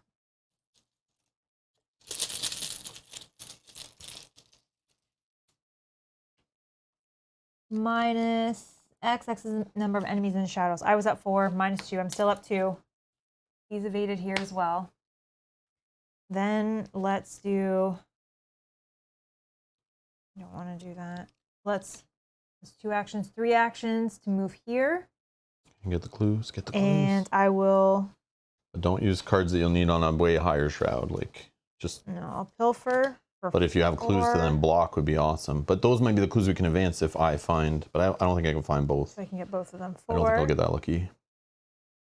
So this is 5 on 1. Don't have any other cards to put in, which sucks. Yeah, 1, 2, 3, 4. All right. 5 on 1. I'm up 4. This investigation uses agility instead of intellect. If you succeed, discover 2 additional clues at your location. If you succeed by 2 or more, return it to your hand at the end of your turn. Ooh. Right now I'm at 4. -1, so I'm up 3. So it does come back to my hand. I get both of these clues. Awesome. And I think I have 1 more action, right? Evade, evade, move, this. And yes, I have 1 more action from quick thinking. So if I do this, investigate. No, you already know the card there. Oh, it's only for this one. Yeah, a lot of them are only for their location. Okay, so then You I just will move the to next you. one. Well, Or the to where next you're one. going, sorry. I might not be going there. I'm probably gonna do the one that I'm at least because it's easy. You're right. My turn. Yes, sorry. Okay. I was gonna fight against 4, 7 on 4. Hiya, 0. What it's here at the cafe, a decoy. Of course. And I'll move here. Hopefully Should I both of them move are there. here? I mean, we can move down. I can move down to try to get it. Oh yeah, it's connected this way too. Yeah. Okay, I'll just try there. As long as you have the. 7 on Right. 5. Hold on, let me count my cards. 1, 2, 3, 4, 5, 6, 7. Yeah, sure. After you expose a decoy here. Expose another. Okay, so if it is a decoy, Yeah, you're able to that would be look at amazing everything. if it all So lined that's up. not bad. Okay, here we go. Punch in the air. 7 on 5. Oh, -1. -4. -4. That didn't work. If I fail, put a decoy into play at your location, flip it over, shuffle them all together. Oh my god. Yep, just made it worse. That's crazy. That's so annoying. Yep, just made it harder. But at least this thing should help. Once per round. So we'll get to look at 2 but we have to find one. So if you just keep finding decoys and the last one is the guy, that's super annoying. Okay. Enemies. Hunter. Not a hunter. Okay, ready up cards and reset or something.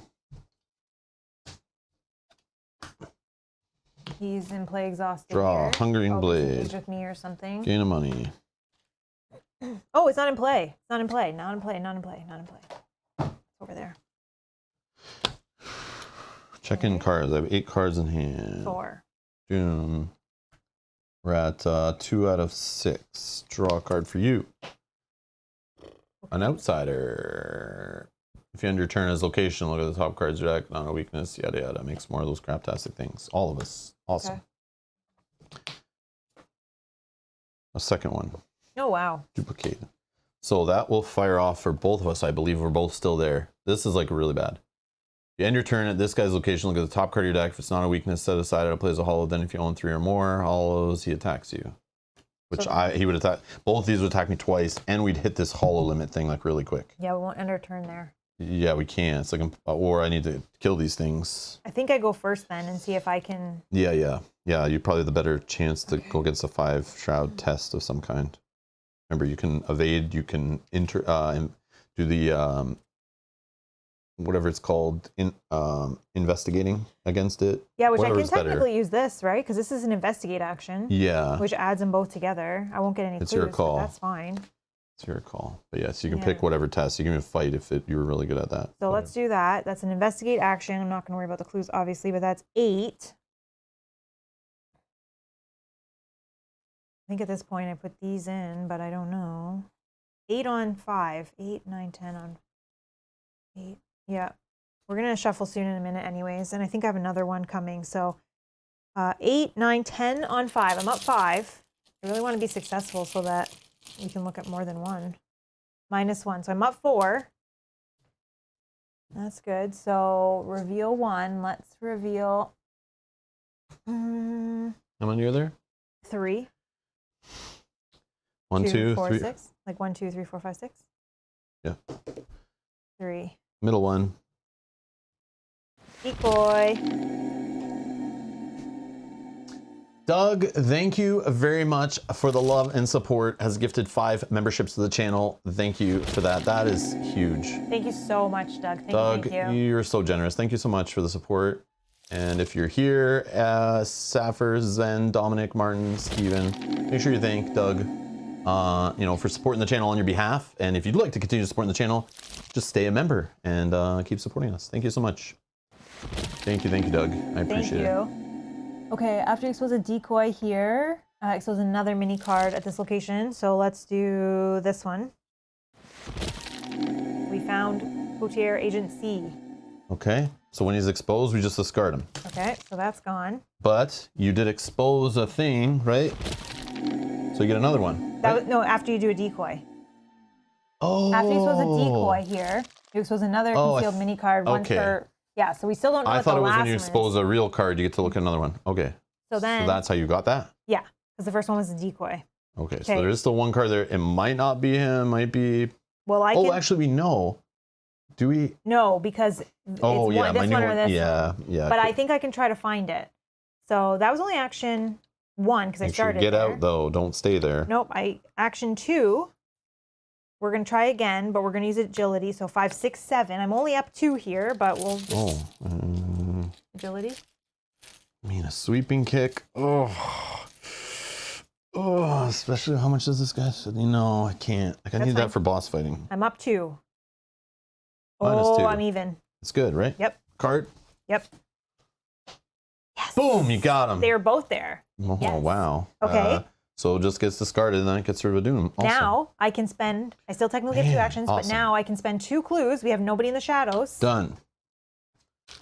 Objective. If there are no enemies in the shadows, investigators may spend the requisite number of clues to advance, which is 1 per player. Okay, I'm going to discard all decoy cards. Thank you, Edgar. Yes, Yeah, yes, get yes. out, get them out, get them out. Get him out of here. There's one more up here. Sorry. Okay. It is clear now what has been happening to Desi's crew. They're being snatched by the very same entities you and Flint had been investigating and replaced by deadly imposters. But their true objective seems to be eliminating the evidence of their mimicry. Are they trying to infiltrate the Kotiri from within? Are these creatures truly intelligent enough for such a scheme? Whatever the case may be, you've tracked down the imposter. Desi is in danger of being erased from existence, or even worse. You're not sure you can trust him, but you have to do something to help. Ready, the Desiderio Delgado Alvarez Sr., Junior, 2nd edition, limited edition enemy. Remove all tokens from him. He's ready and he has no tokens. Okay. Okay. And discard all attachments from him. Okay. Find the previous set aside. Desiderio Delgado Alvarez Sr., Junior, limited edition, second edition, revised set, story asset. Flip him to his enemy side and spawn him at the same location as the one in play, randomizing them so you don't know which is which. Whoa. Man, it's like leaning heavy into that theme of like hiding in the shadows. I love it. All right, that's fun. Okay. I'm gonna do a little off camera so no one can track what I'm doing, and then I'll just do this really fast and we won't know. I'm not even looking at what you're doing. Okay, so they're both at the same location. No, I think Yeah. at the same location as the one you're in. Because that's how they react with each other. So when you punch one, it hurts the other because they're connected or something. Okay. But sorry, do they go at that location or the one? Wherever they were. Tell me where they were. I thought they he were was here. there. Yeah, sorry. At the Plaza Hotel. Yeah, I see. Not at our location. Right? Yep. Find him, and the story asset, whatever, spawn him at the same location as the one in play. Okay. Obviously, because they'd have to be together, or else randomizing them doesn't make sense, really. All right. False light. You arrive just in time to see 2 exact replicas of Desi embroiled in a deadly battle for the fate of his identity. In the midst of this chaos, it's impossible to tell which is which. There is no time to study their mannerisms. You have to act. Each copy of Desi loses concealed X, loses Hunter, but gains Aloof. And gains the following ability. Parlay. Check the campaign log. If the cell knows Desi's past, you can ask a question only he can answer. Look at the other side of this enemy. So you're like interrogating him, kind of. The cell knows Desi's past. We went and found the information in Moscow, right? Okay. So we can ask him a question, and obviously the fake one doesn't hear it, so they like, and they can't like answer for each other or whatever. Somehow we're able to just whisper it in his ear. And what's the keyword? Look at the other side of the enemy. This is a cool objective. If either copy of Desi is defeated, advance. Oh, and then we want to hopefully Do not kill the look right one. at its other side. Excuse me. Wait, advance. There's another. No, you flip it. And it'll Oh, the other side. Yes, yes. This is the last act, but there's, who knows. This is cool. So we need to evade one if you want to. That will damage the other one. Once we know the information, we then can like gang up on, like I'll punch the other one, but you can evade the other one. And that's kind of what will be awesome. But there still is an enforcer here that is 3 health and will also be a problem maybe, but whatever, man. Whatever, man. Let's do it. I have 2 actions. I think I need to. Oh, why is he so far away? I think I need to. We also have to hurry before these guys catch up with us. Yeah. This one's a hunter. And they're aloof, so we have to waste actions to like engage them. All right, I'm gonna just put this one into play again to protect my stuff, and then I'm going to move to here. That should be 3 actions. 2 actions to find the guys, liquid courage, and then move. Loses hunter, loses concealed. Oh, but still has alert. Alert stays. Okay. Yeah, but we need to parlay. And retaliate and stuff. Yeah, we can just parlay and kill one. and kill the evil one. Yeah. So we don't need to do the evading and Right. damaging. Unless that's the only way you can do damage to him. Then that makes sense, Well, right? if I find my other backstab, Oh, okay. that does 3 damage. So now what's happening? My turn? Yeah. But now you can move from there. So. 1. Oh, but they're elite. I can't pull them over with get over here, I don't think. No, You non-elite. could go in and parlay. I mean, as long as you're okay with taking some attacks. That's the problem. Not really, because it's Oh, like... they're aloof. Oh, they lose aloof. Sorry, brain fart. No, they gain aloof. Oh, they gain aloof. So They then, gain yeah. aloof, Then you yes. can go in. None of them are going to hit you except for this guy. But can I parlay them without engaging them, right? I can, right? Yeah. Okay. You just have to parlay the right one. Or I guess it doesn't matter because then we know. Mm-hmm. But this guy will attack you because that guy won't. That's just one horror, and I'm smoking over here. I got a pipe that somehow makes my brain stronger. It doesn't I make sense. also have just Kills my lungs, but somehow helps my brain. 1, 2. I mean, I could just stay with you, and then I could just rip him out of there and beat this guy up. But then I won't kill him. So I'm just gonna let's get the business done. I'm gonna go in. I'm gonna parlay. Who looks more like him? I think left. You think left? Yeah. Is the one we want to beat up? Yes. Which is the one that's got the back of the encounter deck on it, right? That's the one that has the enemy. Or the No. back of the encounter. Yes. The Yeah. real one. And the other one with the story assets are friend. Yeah. But either way, if we know one, But I think it's left. I think this is the bad one. I'm gonna question this one. Okay. I don't remember the information we learned, but whatever. Oh, I was right again. Woo! Even so. I need Mel is right emojis in the chat, please. I need Mel is right, Mel is always right, or whatever it is in the chat. There's the reason we have that emoji. All right. So But this that's okay. one. So it stays flipped. It stays flipped, I think. Do we? Okay, hold on. Like it flips back. Check the campaign log. If the cell knows Desi's pass, you ask a question only can answer. Look at the other side of the enemy. That's all. We just look because we still need this text active, so we could do the evade him and fight him. If it was the other one, like they wouldn't stay flipped. Otherwise, how could you fight it? It doesn't have stats. Yeah, flips back. That makes sense. Okay, so now we know this one is Beat this one beat up. that one up, and we were gonna win. Okay. But I'm done. Okay. Okay. Enemies. I take a horror. Anything. Can I have a horror, please? Oh yeah, and he's engaged with you. Sorry. Oh yes. Those guys don't do anything. This guy's aloof as well, so he doesn't do anything. So we're good. A lot of aloofs. But they're hunters, so these guys need to like move to here, I believe. Sorry, yeah. Which will be a problem later. Well, hopefully we can just kill this guy. I know, but he's 6 health, so. Reset. Oh yeah, I didn't like prepare. I have Bandolier and the Hungering Blade I meant to put into play before I go in and do this stuff. But I mean, I could just do it classic, I think. Sweeping kick. I'm really hoping that this is backstab. It Nice. is. Sweet. Okay. But I don't have resources. I got to pay some resources. Draw. Steadfast. Okay. Oh, I still have lots of health. Okay. What's next? Check cards. 1, 2, 3, 4, 5, 6, 7, 8, 9. Uh-oh. At this point, I did manifest. stand together. Do you need money? I do, yes. Well, I 'cause can't play this, so I'll get hit. So Oh. I'm just gonna get rid of it. Forget it. Sorry, I'm hoarding. That's okay. I need some money to play this, but Okay, so now Doom, your card. Hello, who's there?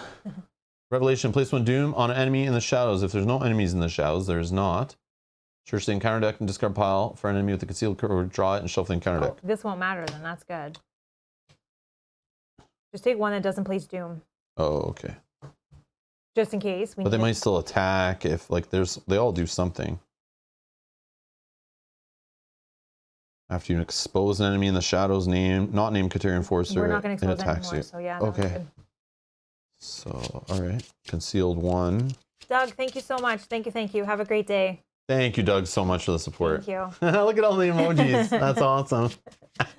She manifested it. I did. I can't believe it. Well, I know my deck is very small. I don't have much left.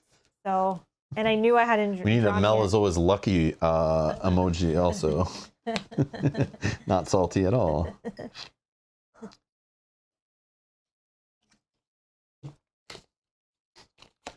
And this is who drawing this? You? This is So Yes. one here and one here, I guess has to be, or no, it could be here. Right? Does it matter? Yep. Nope, doesn't matter. Well, sometimes it does because there's locations that care. Yeah, we don't want it at ours in case because we're going to be going here. Okay, my card. Revelation, if there's no enemies in the shadows, gain surge. Otherwise, I need to test intellect or agility. If I fail, place a decoy at the location with the most concealed and flip it face down, shuffle, blah, blah, blah, blah. Okay, bag. I am just going to test straight up because I don't care. And I'm going to test, doesn't matter, agility. Fail. Oh, yeah. Oh, you didn't put any cards in, so you're good. You fail. Set each non-weakness card committed to the test, put it in its play as a hollow. Nope, didn't. All right. So, decoy, we'll say it's this one. Whatever. Okay. Hiya. Okay. That's us. Our turn.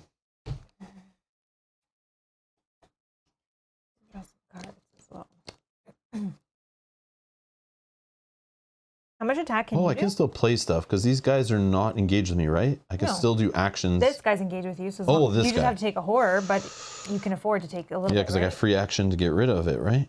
And they don't attack me for that. Oh, I didn't put supplies on here when I played it. 1, 2, 3, 4. I always forget that. Choose an investigator at your location to heal 1 horror. Then that investigator tests a willpower of 2. If the test succeeds, he or she then heals 1 additional horror. If the test fails, he or she discards 1 card at random from their hand. So, I mean, we have backup if needed, but... Because, like, I could play... I don't know, like, should the Hungering Blades extra damage might be really clutch. But then I could just play events. Oh, but they only get me 1 extra damage once. Okay, hold on. What's this do? I might just go this route. Sweeping kick.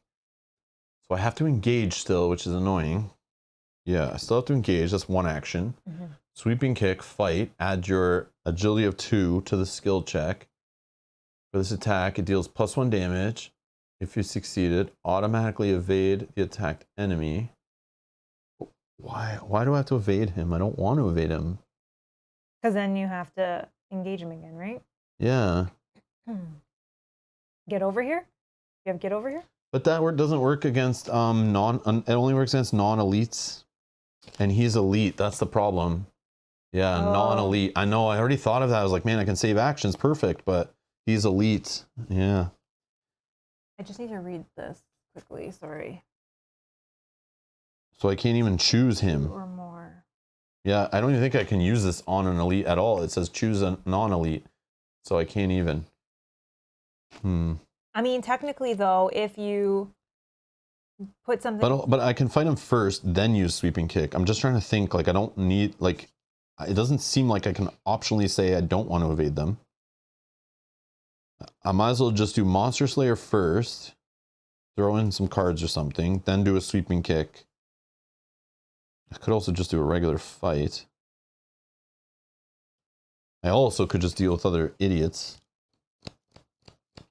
Oh, but I can fight without... I only take that at the end of my turn, right? So free action, I could just spend this, of course, to get rid of this. That's obviously happening. I'm going to have a smoke before we get into our little ruckus here. If you don't mind. Yeah. Yes, you can still... Oh, that's true. You can still attack and evade a non-ready enemy. So you could take him... I thought somebody has to have them engaged. Like, I can fight him if he's engaged with you, but I didn't think you could just fight things that were at the location evaded. Because that's why, like, aloof is annoying, right? Because it wastes that evade action. If they're evaded. I mean, or if they're exhausted. But he still is aloof, so he wouldn't be engaged with me, right? No, but you can still attack exhausted enemies at your location, not ready. Is that true? Oh, aloof is only for ready. Yes. Oh, okay. Man, this aloof keyword just... Me understanding it's just aloof. It's aloof. Just won't stick. Okay, so that's all legit then. Yep. Okay, all right. So you'd be able to pull him, attack him, or like engage him, attack him. Okay. Okay. Again. And then I can try to attack. Also, I think that helps with retaliate. Is that right? If he's exhausted, do you still get retaliated on? Let's find out.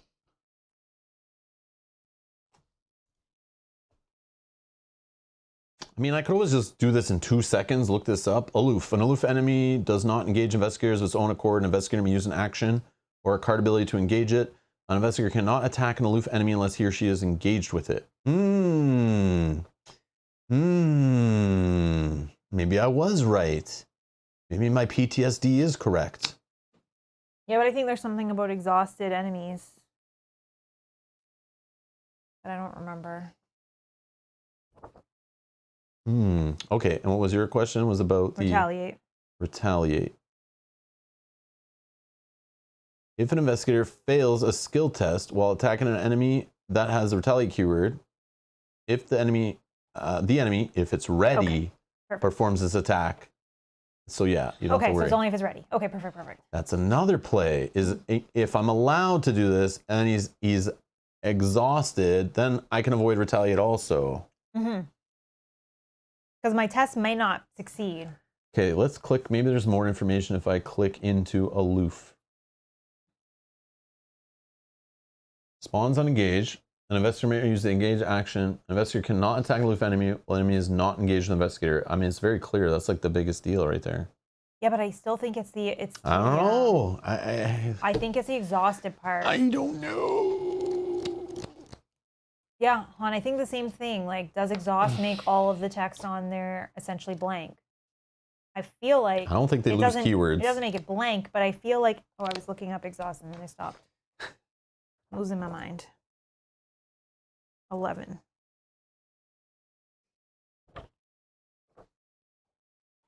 Anytime an enemy is evaded, whether by an evade action or by a card ability, the enemy is exhausted if it was ready, and the engagement is broken.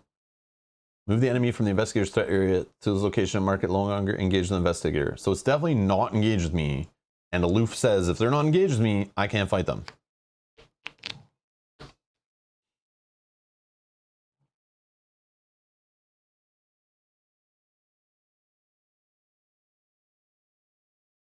So, Jansing attack. Hold on. Let's look up attack. No, that's not the right one.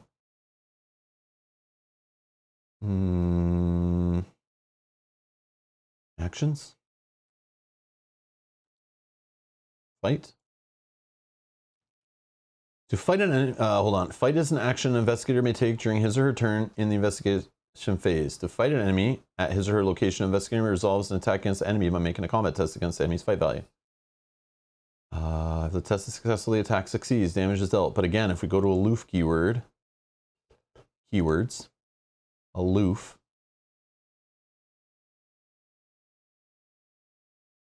it spawns unengaged. So like, I don't have to engage enemies to fight them? Why do I think I need to do that?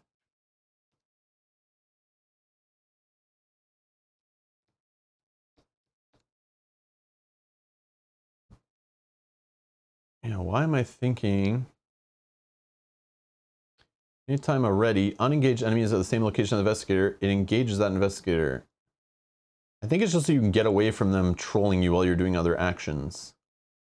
But to fight, like this is game basics 101, but it's like the aloof just like messes up everything. As I always think it's something that's not, or I think it is right, and other people don't. I don't know. Okay, find an enemy at your location.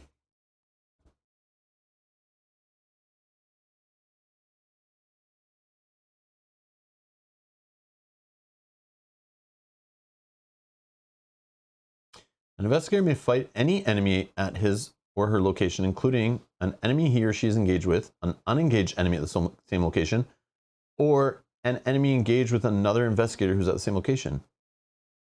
But then I thought aloof like made it so I can't do that stuff. So I've been like wasting actions all over the place. In my head, I only thought it. Oops. Aloof. An enemy with aloof keyword does not automatically engage. When an aloof enemy spawns on engage. An investigator may use the engage action or card ability to engage it. Oh, an investigator cannot attack an aloof enemy while that enemy is not engaged with it. Yeah, so I do need to engage it. So if it's exhausted, we still have to engage an exhausted enemy? Yes, because he's not engaged with me. So that last line is like the key part, is like, I'm not allowed to attack them. I'm not allowed to attack them.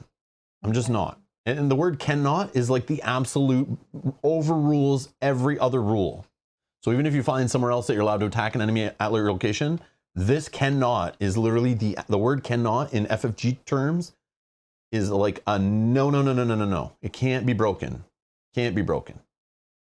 So this final line on this aloof is what I'm following as my hard, boom, not happening. He's breaking the rules of engagement. Literally. Get it? Can I use Swashbuckle when you finish your turn? Sorry, I should say. Sure. Thank you. Go ahead. All right. So what I'm going to do is not care. I was just curious because I kind of want to start with this. And I was thinking if he's evaded, then I don't have to worry about retaliate. You know, he's less of a threat. And I most likely would succeed on this one. Use my ability. But I could just use this later. That's fine. Yeah. Yeah, right, Pie. Exactly, right? Aloof enemy can never be attacked if not engaged. Yeah, that's why aloof drives a pain up my neck every time I see it in the game. Because I know it's annoying, and usually I'm playing like the fighting character, right? So it's like very trolly. Wasting actions, like action efficiency in this game. If I start losing actions in an already game that's really tight, it's like it stresses me right out. So let's just do Monster Slayer to start, I think. Which fight, this attack deals +1 damage. So hold on, this fight would be 7 by default against 4. +3, I would like to make it +1 more. So I could just throw in like a get over here, but I might need to use get over here's to like pull these other aloof idiots to deal with them if things go bad. And there's 6 health, I just need to get 6 damage. So this one is +1 damage. If this succeeds, which would be really important, I could get 1, 2, 3 damage through, already half dead. And then with sweeping kick, I could do 2 more. So he's just 1 damage away. And then I could do like a regular fight, right? I have steadfast even to make the worst one awesome. So I guess steadfast on a Monster Slayer might make more sense, yeah? Yeah, right? It's like I can finish it right here. While you have 5 or more total remaining health or sanity, this gains, I have like 16 remaining. No, 15 remaining. So I can put in 2 fight from this. Actually, 3 fight. 3, so I'm at 10 on 4.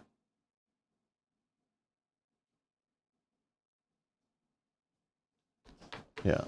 If you guys want to start looking up terms to help understand the rules, like figure it out, there is a link in the video description to that rules pop, which is basically the all the rules references, terms, and FAQs all put together in one like super digital reference, which is supposedly kept up to date and stuff. So you can click through there and like try to figure it out, you know? Prove me wrong. Prove me wrong. Oh yeah. Thanks. All right, so I'll do Monster Slayer. Okay, Monster Slayer. I'm going to fight. This attack deals with +1 damage. I'm going to throw Steadfast, which can be +3. +5. 10. 10 on 4. Fighting this guy. Right? This is my start of my turn, right? I have full 3 actions? Yeah. I didn't just come here? No. No, because I got punched last turn. Okay. Did you engage him? That's right. That's the problem. I need an action to engage, so I can't beat him this turn. I can get him Which is one. fine. I can get him 1 away, I think. Okay. So I engage him. Okay. But is engage allowed, or I lose a health, a damage? Yeah, you'll take it. Yeah. Oh, damn it. All right, whatever. Still doesn't affect this, which is all I care about.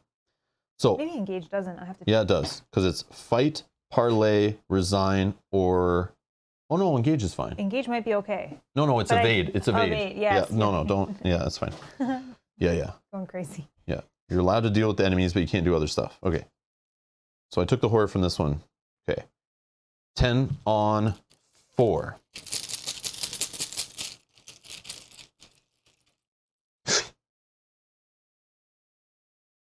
This is the game being the game. Wow. Okay, so we might not defeat him in a few turns because I just lost cards that are really important. All right, well, that's what happens in the game when you commit too much. Always does that to me. All right. He has retaliate, right? So I also now get hit back. This all falls apart because of one What do you need? mechanic in the game of the red token, which, you know, 1 or 2? just 1, I think. Yeah. Yeah, it didn't lose retaliate, right? No, just loses hunter and concealed. Okay, awesome. So let me use my final action to play sweeping kick. Did that one cost? Nope. So I'll play 1 for sweeping kick. Fight. Add this 2 to my thing. 2, 3, 4. So we're at 9 on 4.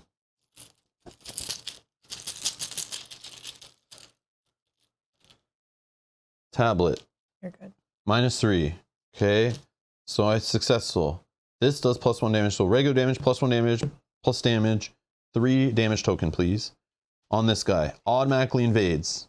Okay. Double check. It's the right one. 3 out of 6, right? Yes. Halfway there. Halfway there. Okay. Done. Okay. Oh, and free action, free action. Right? I don't get punched for that. Yeah. They didn't lose aloof, right? Just double checking. Those guys? No. No. Okay. No. He gained aloof. He gained aloof. Okay. Okay. 1, 2, 3.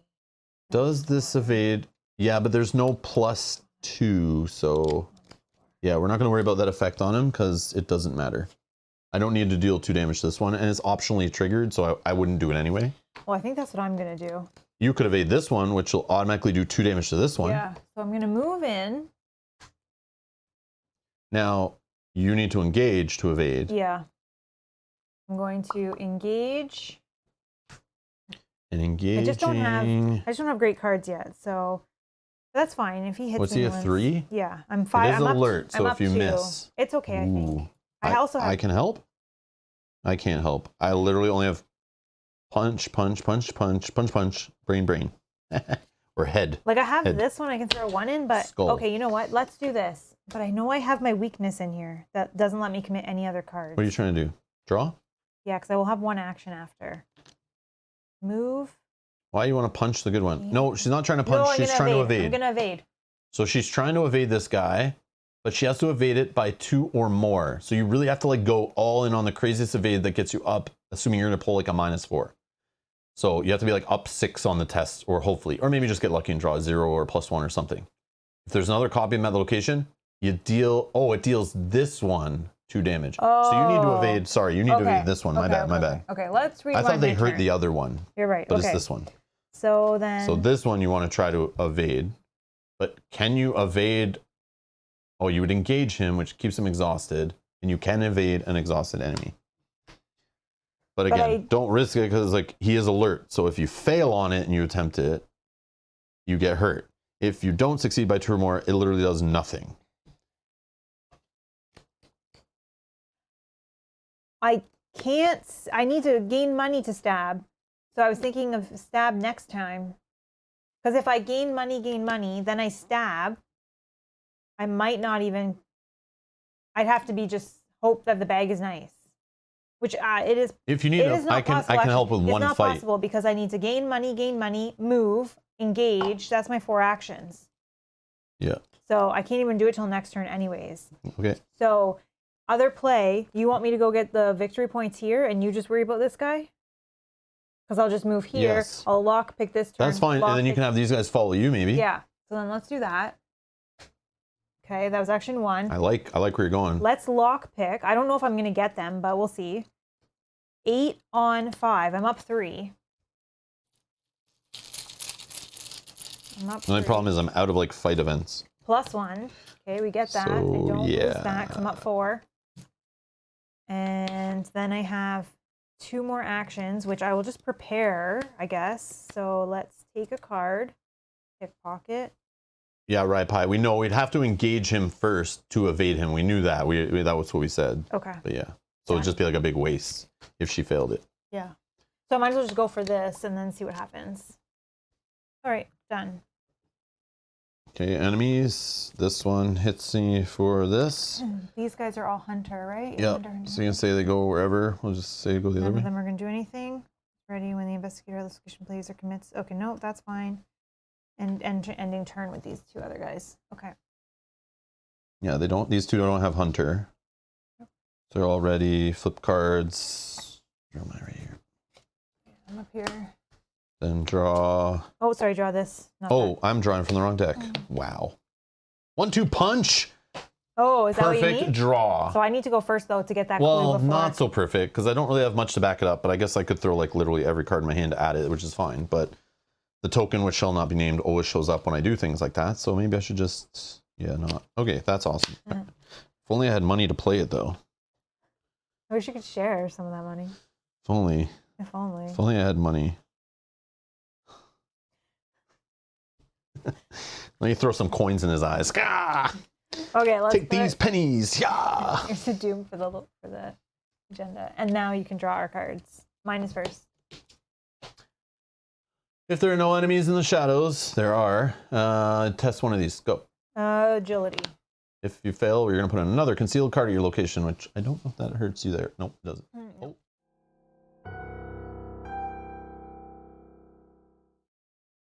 Sorry about that. In my excitement, I hit a button that I shouldn't have hit. I'm up 1. Oh, I didn't commit any cards, so it's all good. So we have to put another card there. Another decoy. There you go. Shuffle it in. My We card. don't care anyways. Hello. Who's calling? Revelation. Place one doom on an enemy in the shadows. If no enemies in the shadows, search the gun. I got it. Boom. We're at 4 out of 6. Hurry up. All right, so then I think I go first to try to get that. So then if you do win, then we're good. Yes. Okay, so let's get the victory points. lock picks here. We got 8 on 5, but I can't. Hold on. Oh no, when I defeat one of them, they're gone, right? So Yeah, there's no and then trick I that's- could have defeat the wrong one, get a No. victory point, and then get another victory point. No. Damn it. Okay. 5, 8, 9.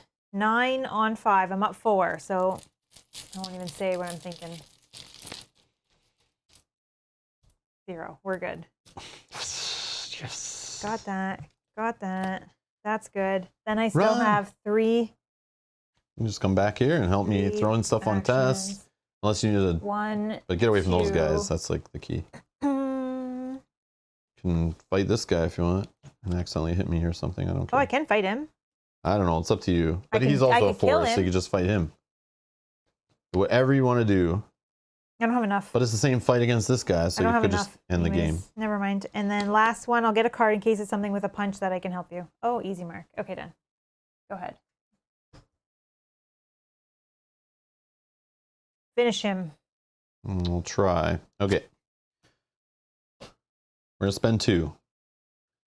We're going to do a 1-2 punch. For the first fight, I get +1 fight for the attack. If I succeed, I might fight him again. But the first one is just regular 1 damage, but I can add a spicy damage here if I want. Still only puts him 1 away. But then I get the Oh, you second got to attack. engage first. Oh yes, engage first. Thank you. Engage, And then you take which gets me a horror. Oh, see, I should just fight this enemy and get rid of it. But then I don't want to waste time and have these hunters come back. No, I think we want to try to finish before. And I don't want this to advance. Yeah, I agree. All right. So that happens. I could see with the game being super mean and like mixing them back in with decoys and having to Yes, find yes, them yes, again yes, or yes, yes, something. yes. Yes.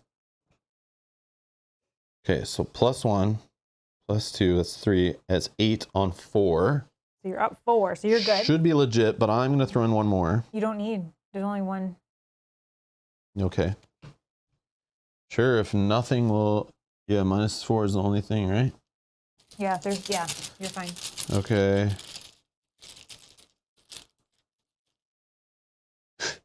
-1. Okay. So that does 1 damage, but I'll do a second because I'm going to do when you deal damage to an enemy from an event or a fight ability on an event. It's 1 away. 1 away, right? Mm-hmm. If you succeed, you may fight the enemy again. You get +2 and deal +1 damage. So it's like overkill, but whatever. It's still extra action. So this one is 5, 6, 7, 8, 9. On... I don't have a sweeping kick in hand. I lost that already. Oh, I see. 1 engaged, an aloof enemy stays engaged. You're good. There. Oh, I know. Yeah. This, Oh, he was saying sweeping kick. I think is what. Yeah, got rid yeah. of This it. sweeping kick. I'm pretty sure I can't optionally ignore that line on the card, right? It feels like this just automatically happens, which is super annoying. But I mean, the card's cheap. It does a lot, right? So it kind of like is. It's trying to be nice, but in some situations, this is annoying to me. If you succeed, automatically evade the attacked enemy. It's like it's annoying against an aloof enemy, right? It's like I don't want it to do that, but it just does it, right? Unless I'm wrong. I think you're right. You let me know if that's been changed or that's an optional thing, but it feels like it must happen. All right, here we go. 9 on 4. Did I fail it? No, I succeeded on that one. I failed on Monster Slayer. Yeah, the first one. Yeah, I failed on Monster Slayer before that. Rye Pie, pay attention. You're too busy looking up rules and correcting us. You need to pay attention to when we do stuff right, okay? But I appreciate it. I do appreciate it. He's messing with you if you're new. No, Rye Pie's been here before. Oh, okay. Yeah. I don't recognize the names. I Just recognize. making sure you don't. Okay. I'm pretty sure. Yeah. Might be Repie. Repie? No, I don't know. So yeah, succeeded. I do extra damage. Whatever. It's defeated. He's defeated. It's defeated. We got My all, bad. No, it's okay. It's we okay. got all It's all good. It's all good. I'm just joking around. All right. Extra damage. Boom, boom, boom. Gone. All right. Defeated. Victory display. Somewhere in the victory display. Okay. This card. If either copy of this guy's defeated, advance. Do not look at its other side. Oh. Well, we already knew. I see. If we defeated the wrong one, right. I'm sure the back of this tells you, haha. Check the other side. Do it again. You have to fight him more, or you screwed up. Your intervention gives the Desi you suspect is real just enough time to gain the advantage. While you had been pulling your punches, Desi has no such qualms. He shoves his firearm in his imposter's stomach and pulls the trigger. The other Desi collapses lifeless to the floor. Blood pools from his bullet wound and soaks his body crimson. Desi spits on the corpse of the mimic. Putrid on el inferno. I'm sorry, guys. He mutters under his breath.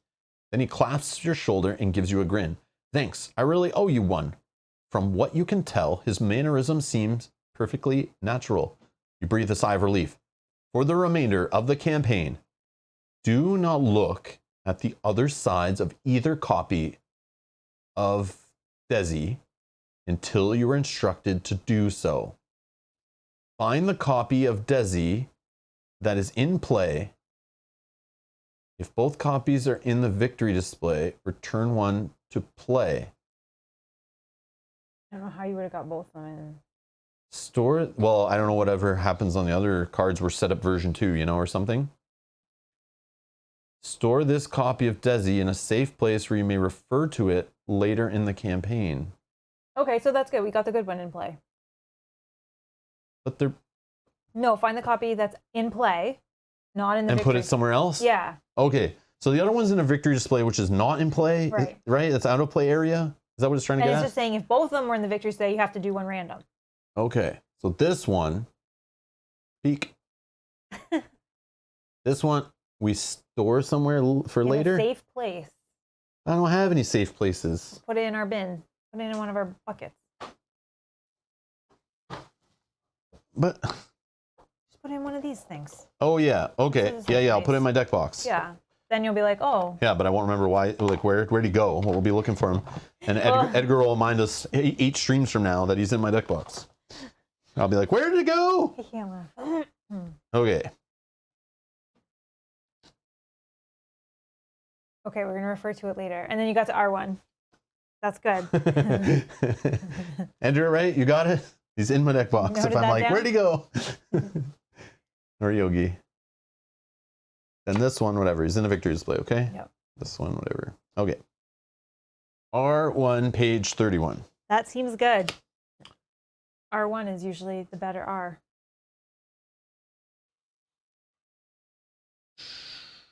Where the heck? Page 3-1.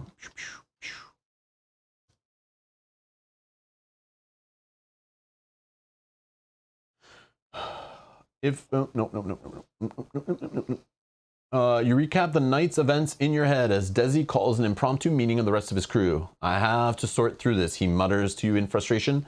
The fact that any one of them could be, well, it puts things into perspective. Not sure who to trust. He certainly seems to be back to normal. You must have made the right choice. Then again, your mind wanders to the version of Desi who stalked you through the rainy Havana streets, to gunshots and distortions in the sky. You can't help but continue to scan Desi's eyes for any sign, any at all. that he is not who he claims to be. You find none. Or perhaps the mimic simply knows how to act now that it has been in his skin for so long. Well, he interrupts your thoughts. I guess I owe you my end of the bargain. Blackbird Solitaire. You blink in confusion. Blackbird Solitaire, he repeats. It's one of the passphrases for my hideout in Ybor City. Oh, yes. There's going to be loot there. We rotate paraphrases whenever I grant someone in my crew access, which is rare. Not even the rest of the Kateri knows how to get in. Yeah. Look at this guy. Such a player, this guy. Look at this guy. Serious business. Good to have on our side, I think. Definitely. Okay. They think it's just a front anyway. I think most of them don't understand what I'm really up to most nights. As if sensing your next question, a smile crawls along his lips. Cleaning up the city, that is. He flicks his cigarette into a wet puddle, not seeming to understand the irony in the act. Anyway, 7th Avenue. Old condemned cigar factory. He can't miss it. Got at least one of those things you're after stored inside. Just give it a week or two before they get the message about the new passphrase. Then it's all yours. Then Desi loads a new magazine into his Thompson and turns to address his crew. Now, if you'll excuse me, I have some imposters to root out. Whoa. You decide to leave before you're forced to know exactly how he plans to do that. I love it. This is dark. Each investigator earns experience equal to the victory X value of each card in the victory display.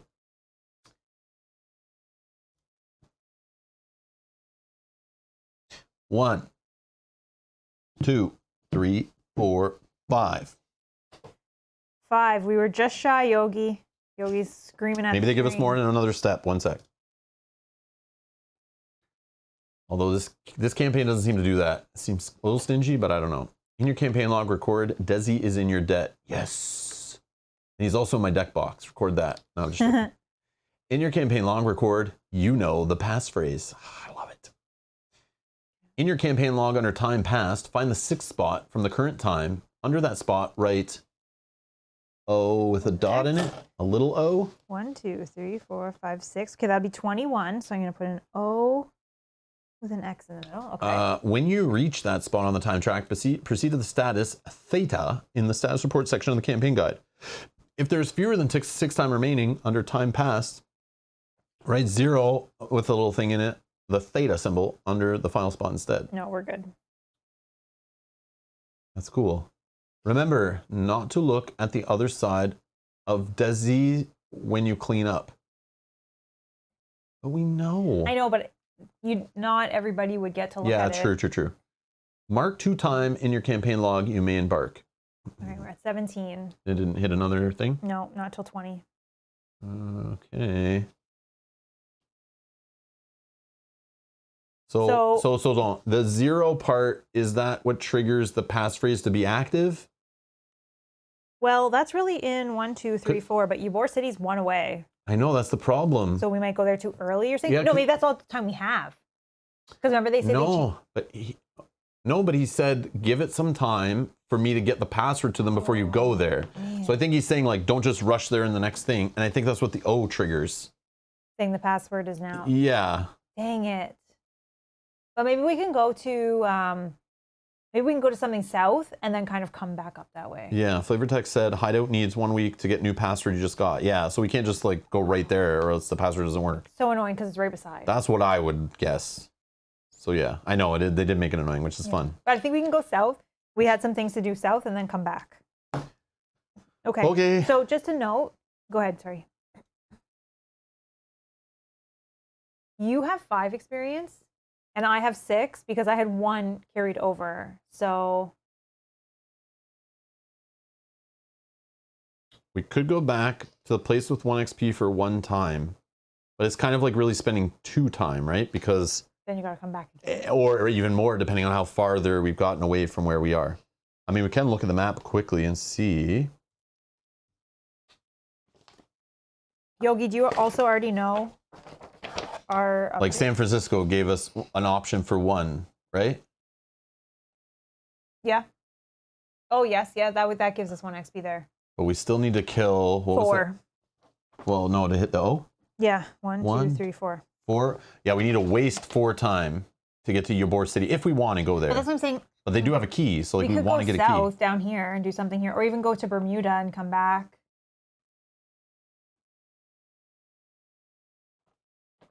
Yeah, that might be bad. Oh, this is probably my worst. Like we might as well just try to do another scenario and get more XP even, right? Yeah, we could go to Bermuda, get lost in the triangle. Exactly. But there was something about Bermuda. Imagine you go there and it's like waste just enough time to go back to Ybor City. That would be awesome. That'd be convenient.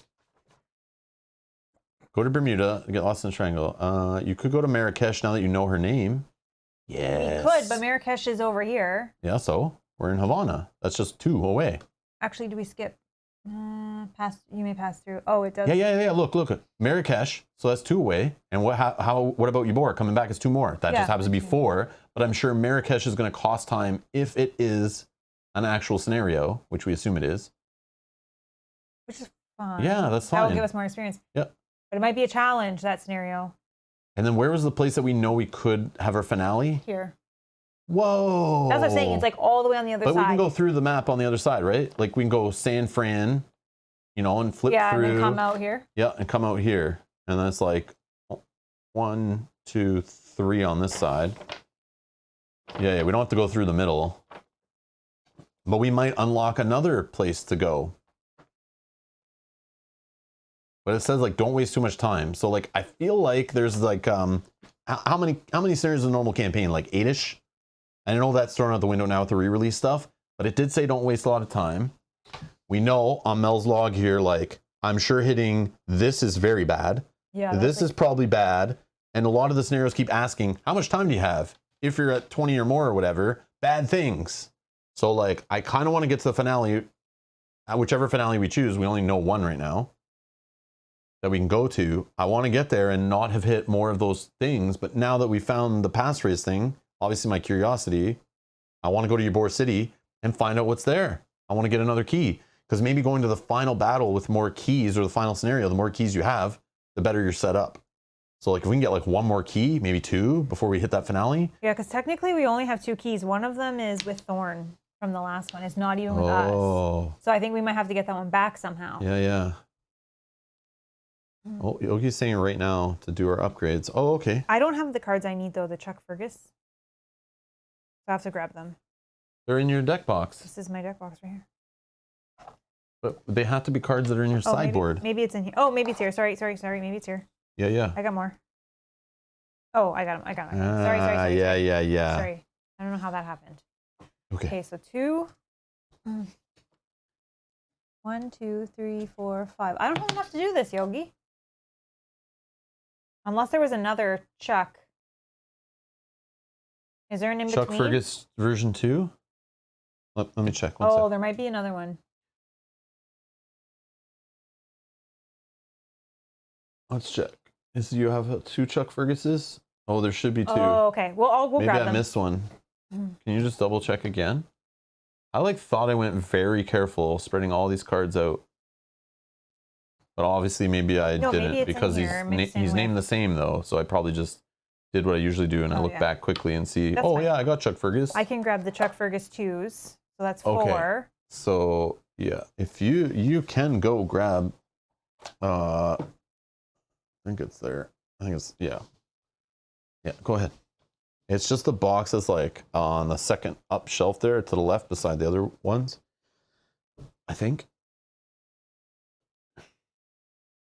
So see those bottom 2 piled?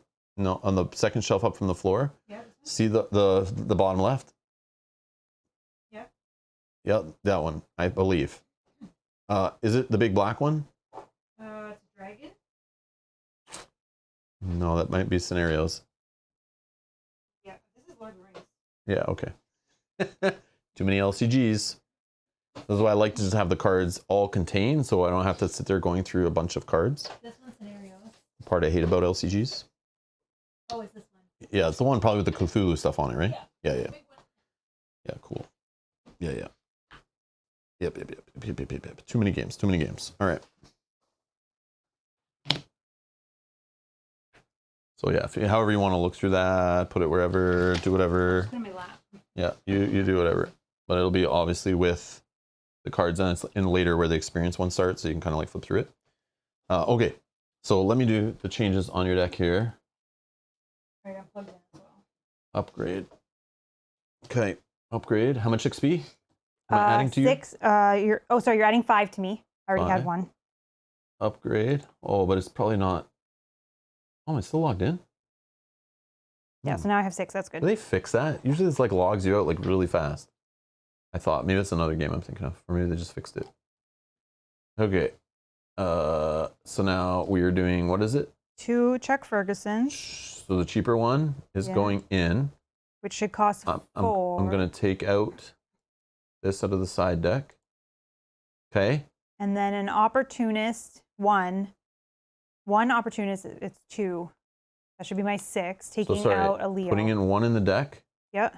and then I have to remove 1 from the side. Yeah. And then Okay. taking out a Leo. But then one of these opportunities need to take out, right? Oh, wait. Chuck Fergus times 2. Oh, replace Leo. Excuse me. Chuck Fergus replace Leo. Opportunist replace itself. Yeah. Sorry. This Chuck Fergus better be good. So both Leos are gone. Yep.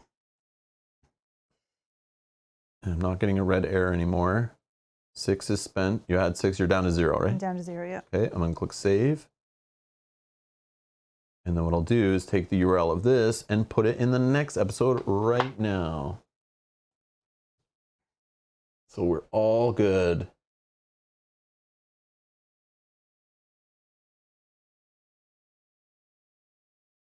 Which is scheduled already, and you can set a reminder for. Live in 3 days should not be right. Is that right? No. November 15th? It should be Thursday. Yeah, that is right. I don't think it counts today. Yeah, like it seems weird. All right. All right. Let's just put this up here for now. That is so heavy. I know. Problem. Okay, and then my deck upgrade. I'm putting in 5. Yep. XP upgrade. Now what's happening? Daniel plus 1 times get over here, which costs 2. Which is going to replace a regular get over here, right? So I switch this to 1. I take this get over here. I put this to 1. And then I take this one and I remove it from side deck. And then I click save. I should have 3. Yeah, okay, save.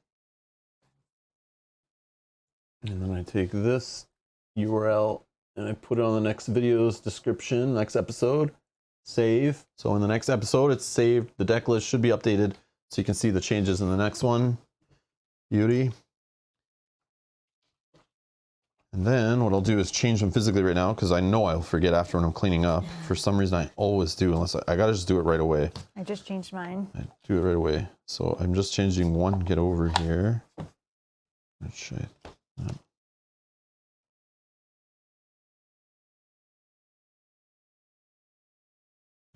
1 get over here. So this can you put over on the side to be removed, which we need that box for, which is fine. Okay. And 1 get over here. This costs 2. What's the deal with this one? I get a little extra icon. Fast. Play during a free action window. Woo! I can do this not on my turn, right? To pull 1 away and clear you up on your turn, and then before I even go. Yeah, that's good. Ooh, I like it. I like it. Did you get 2 of those or 1? Just 1. So this is the one I won't draw, just so you know. The other one I'll draw lots, don't worry. But at least I can dig in my deck in 9 cards and look for it. That's cool. That's cool. Yogi, thank you so much. Yeah, thanks, Yogi, for that. Makes it nice and easy. I love it. Okay. All right. So we get these back, I assume, are cards that were in the Abyss. Hollows are hollowed cards. Those in the deck. Okay. Those in there. Just put my cards away, make sure none are mixed in. Beautiful. Well, there's another episode of Arkham Horror, the Living Card Game. I scheduled another episode for Thursday. I'll probably schedule another episode for the next weekend. So there'll be 2 this week coming up. But maybe only 1. I don't think we'll go for that finale location yet. I feel like I still want to. I feel like I want to go to Ybor City at least Yeah, first. now Ybor City, but I honestly was thinking like, man, do we just rush to that finale? Like, is it so important? It told us not to dilly dally, but are we ready? And I don't think we're ready. I feel like I want at least another key because we just did a scenario and we didn't get a key out of it. Right. So Which we knew. I'm assuming going to Ybor City is not a full scenario. It'll just give us the key, and we still could go to the finale location. True. Spending all the time we need to get there, but we'll probably do Marrakesh, Ybor City finale. I'm just hoping that's not way too much time that we and get then screwed. we get in trouble. But following this little storyline, maybe Marrakesh opens another finale location that's like in our area. Going to Ybor City might open another red location that we could possibly go to. Right. And then we kind of get some choice and we can do some polls or decipher what information we have and kind of go to the notes and figure it out. So, I mean, it could only be 1 more episode of this playthrough, but I doubt it. I don't think. I bet it's at least 2. Yeah. I bet it's at least 2, if not 3, but it all depends how much time hits us and what gets unlocked for us. And like, I don't know the sweet spot for how many keys to have and to go to your finale, or, you know, how much time to have passed before you hit it. Like, how bad could it get? I don't know. But yeah, it's interesting. But again, thanks Yogi for the decks, of course. Thanks everyone for hanging out. Thanks for the rules, lookups, callouts, corrections, keeping it going. I appreciate it. And yeah, it's so cool to see everyone kind of playing the scenario now, going through the campaign with us. I think that's kind of cool. It's fun. But that scenario was neat. I like that. I like all the ones with the concealed stuff. It is annoying when it's like, oh crap, this, you see the potential of it could get really out of control if it keeps adding concealed cards and shuffling them all up, and there's a restriction of we couldn't advance until we cleared out the shadows. Yeah, that's annoying. The potential there of it getting way out of out of reach could have been a thing for sure, I feel. But yeah, we are back tomorrow, most likely. I don't see why. I mean, it could change. If Kyle can't make it tomorrow, we are playing Lord of the Rings, Dreams of Middle-earth, continuing the Poison Promise campaign. I scheduled it for 1:30 p.m. tomorrow, which is different than our normal time we play with Kyle. We are going to try to do 2 scenarios. That's the play. But Mel's developed some kind of cough. We'll see how she's feeling tomorrow. Maybe Kyle and I just play without her and run her character. Maybe Kyle cancels and we just take the day and you rest. But yeah, so just keep an eye just for those who are following that also, which maybe some of you. Just hit the notify me on the streams you're interested in, because it will notify you when they happen, even if they get pushed. As long as your YouTube notifications are enabled, you also could subscribe, turn on the notifications. You know, you can always change them too. So if you're subscribed and you're like watching a series and you want to not miss it, turn notifications fully on, make sure they work, and you've enabled them on your end too. And then you can always tone them down after it's over if you don't want to be notified on every single game we're playing, you know? Yeah. But that's a useful tool. But again, you need to make sure your YouTube noties are on your apps and stuff on your devices, because I don't think by default that's on anymore. You have to make sure everything's enabled on your end for that. That you're not like blocking them and stuff. But yes, thank you everyone for watching. Thanks for hanging out. So yeah, we'll be back with more Arkham Horror on the channel. Stay tuned, and everyone enjoy the rest of your day. Bye-bye. Bye.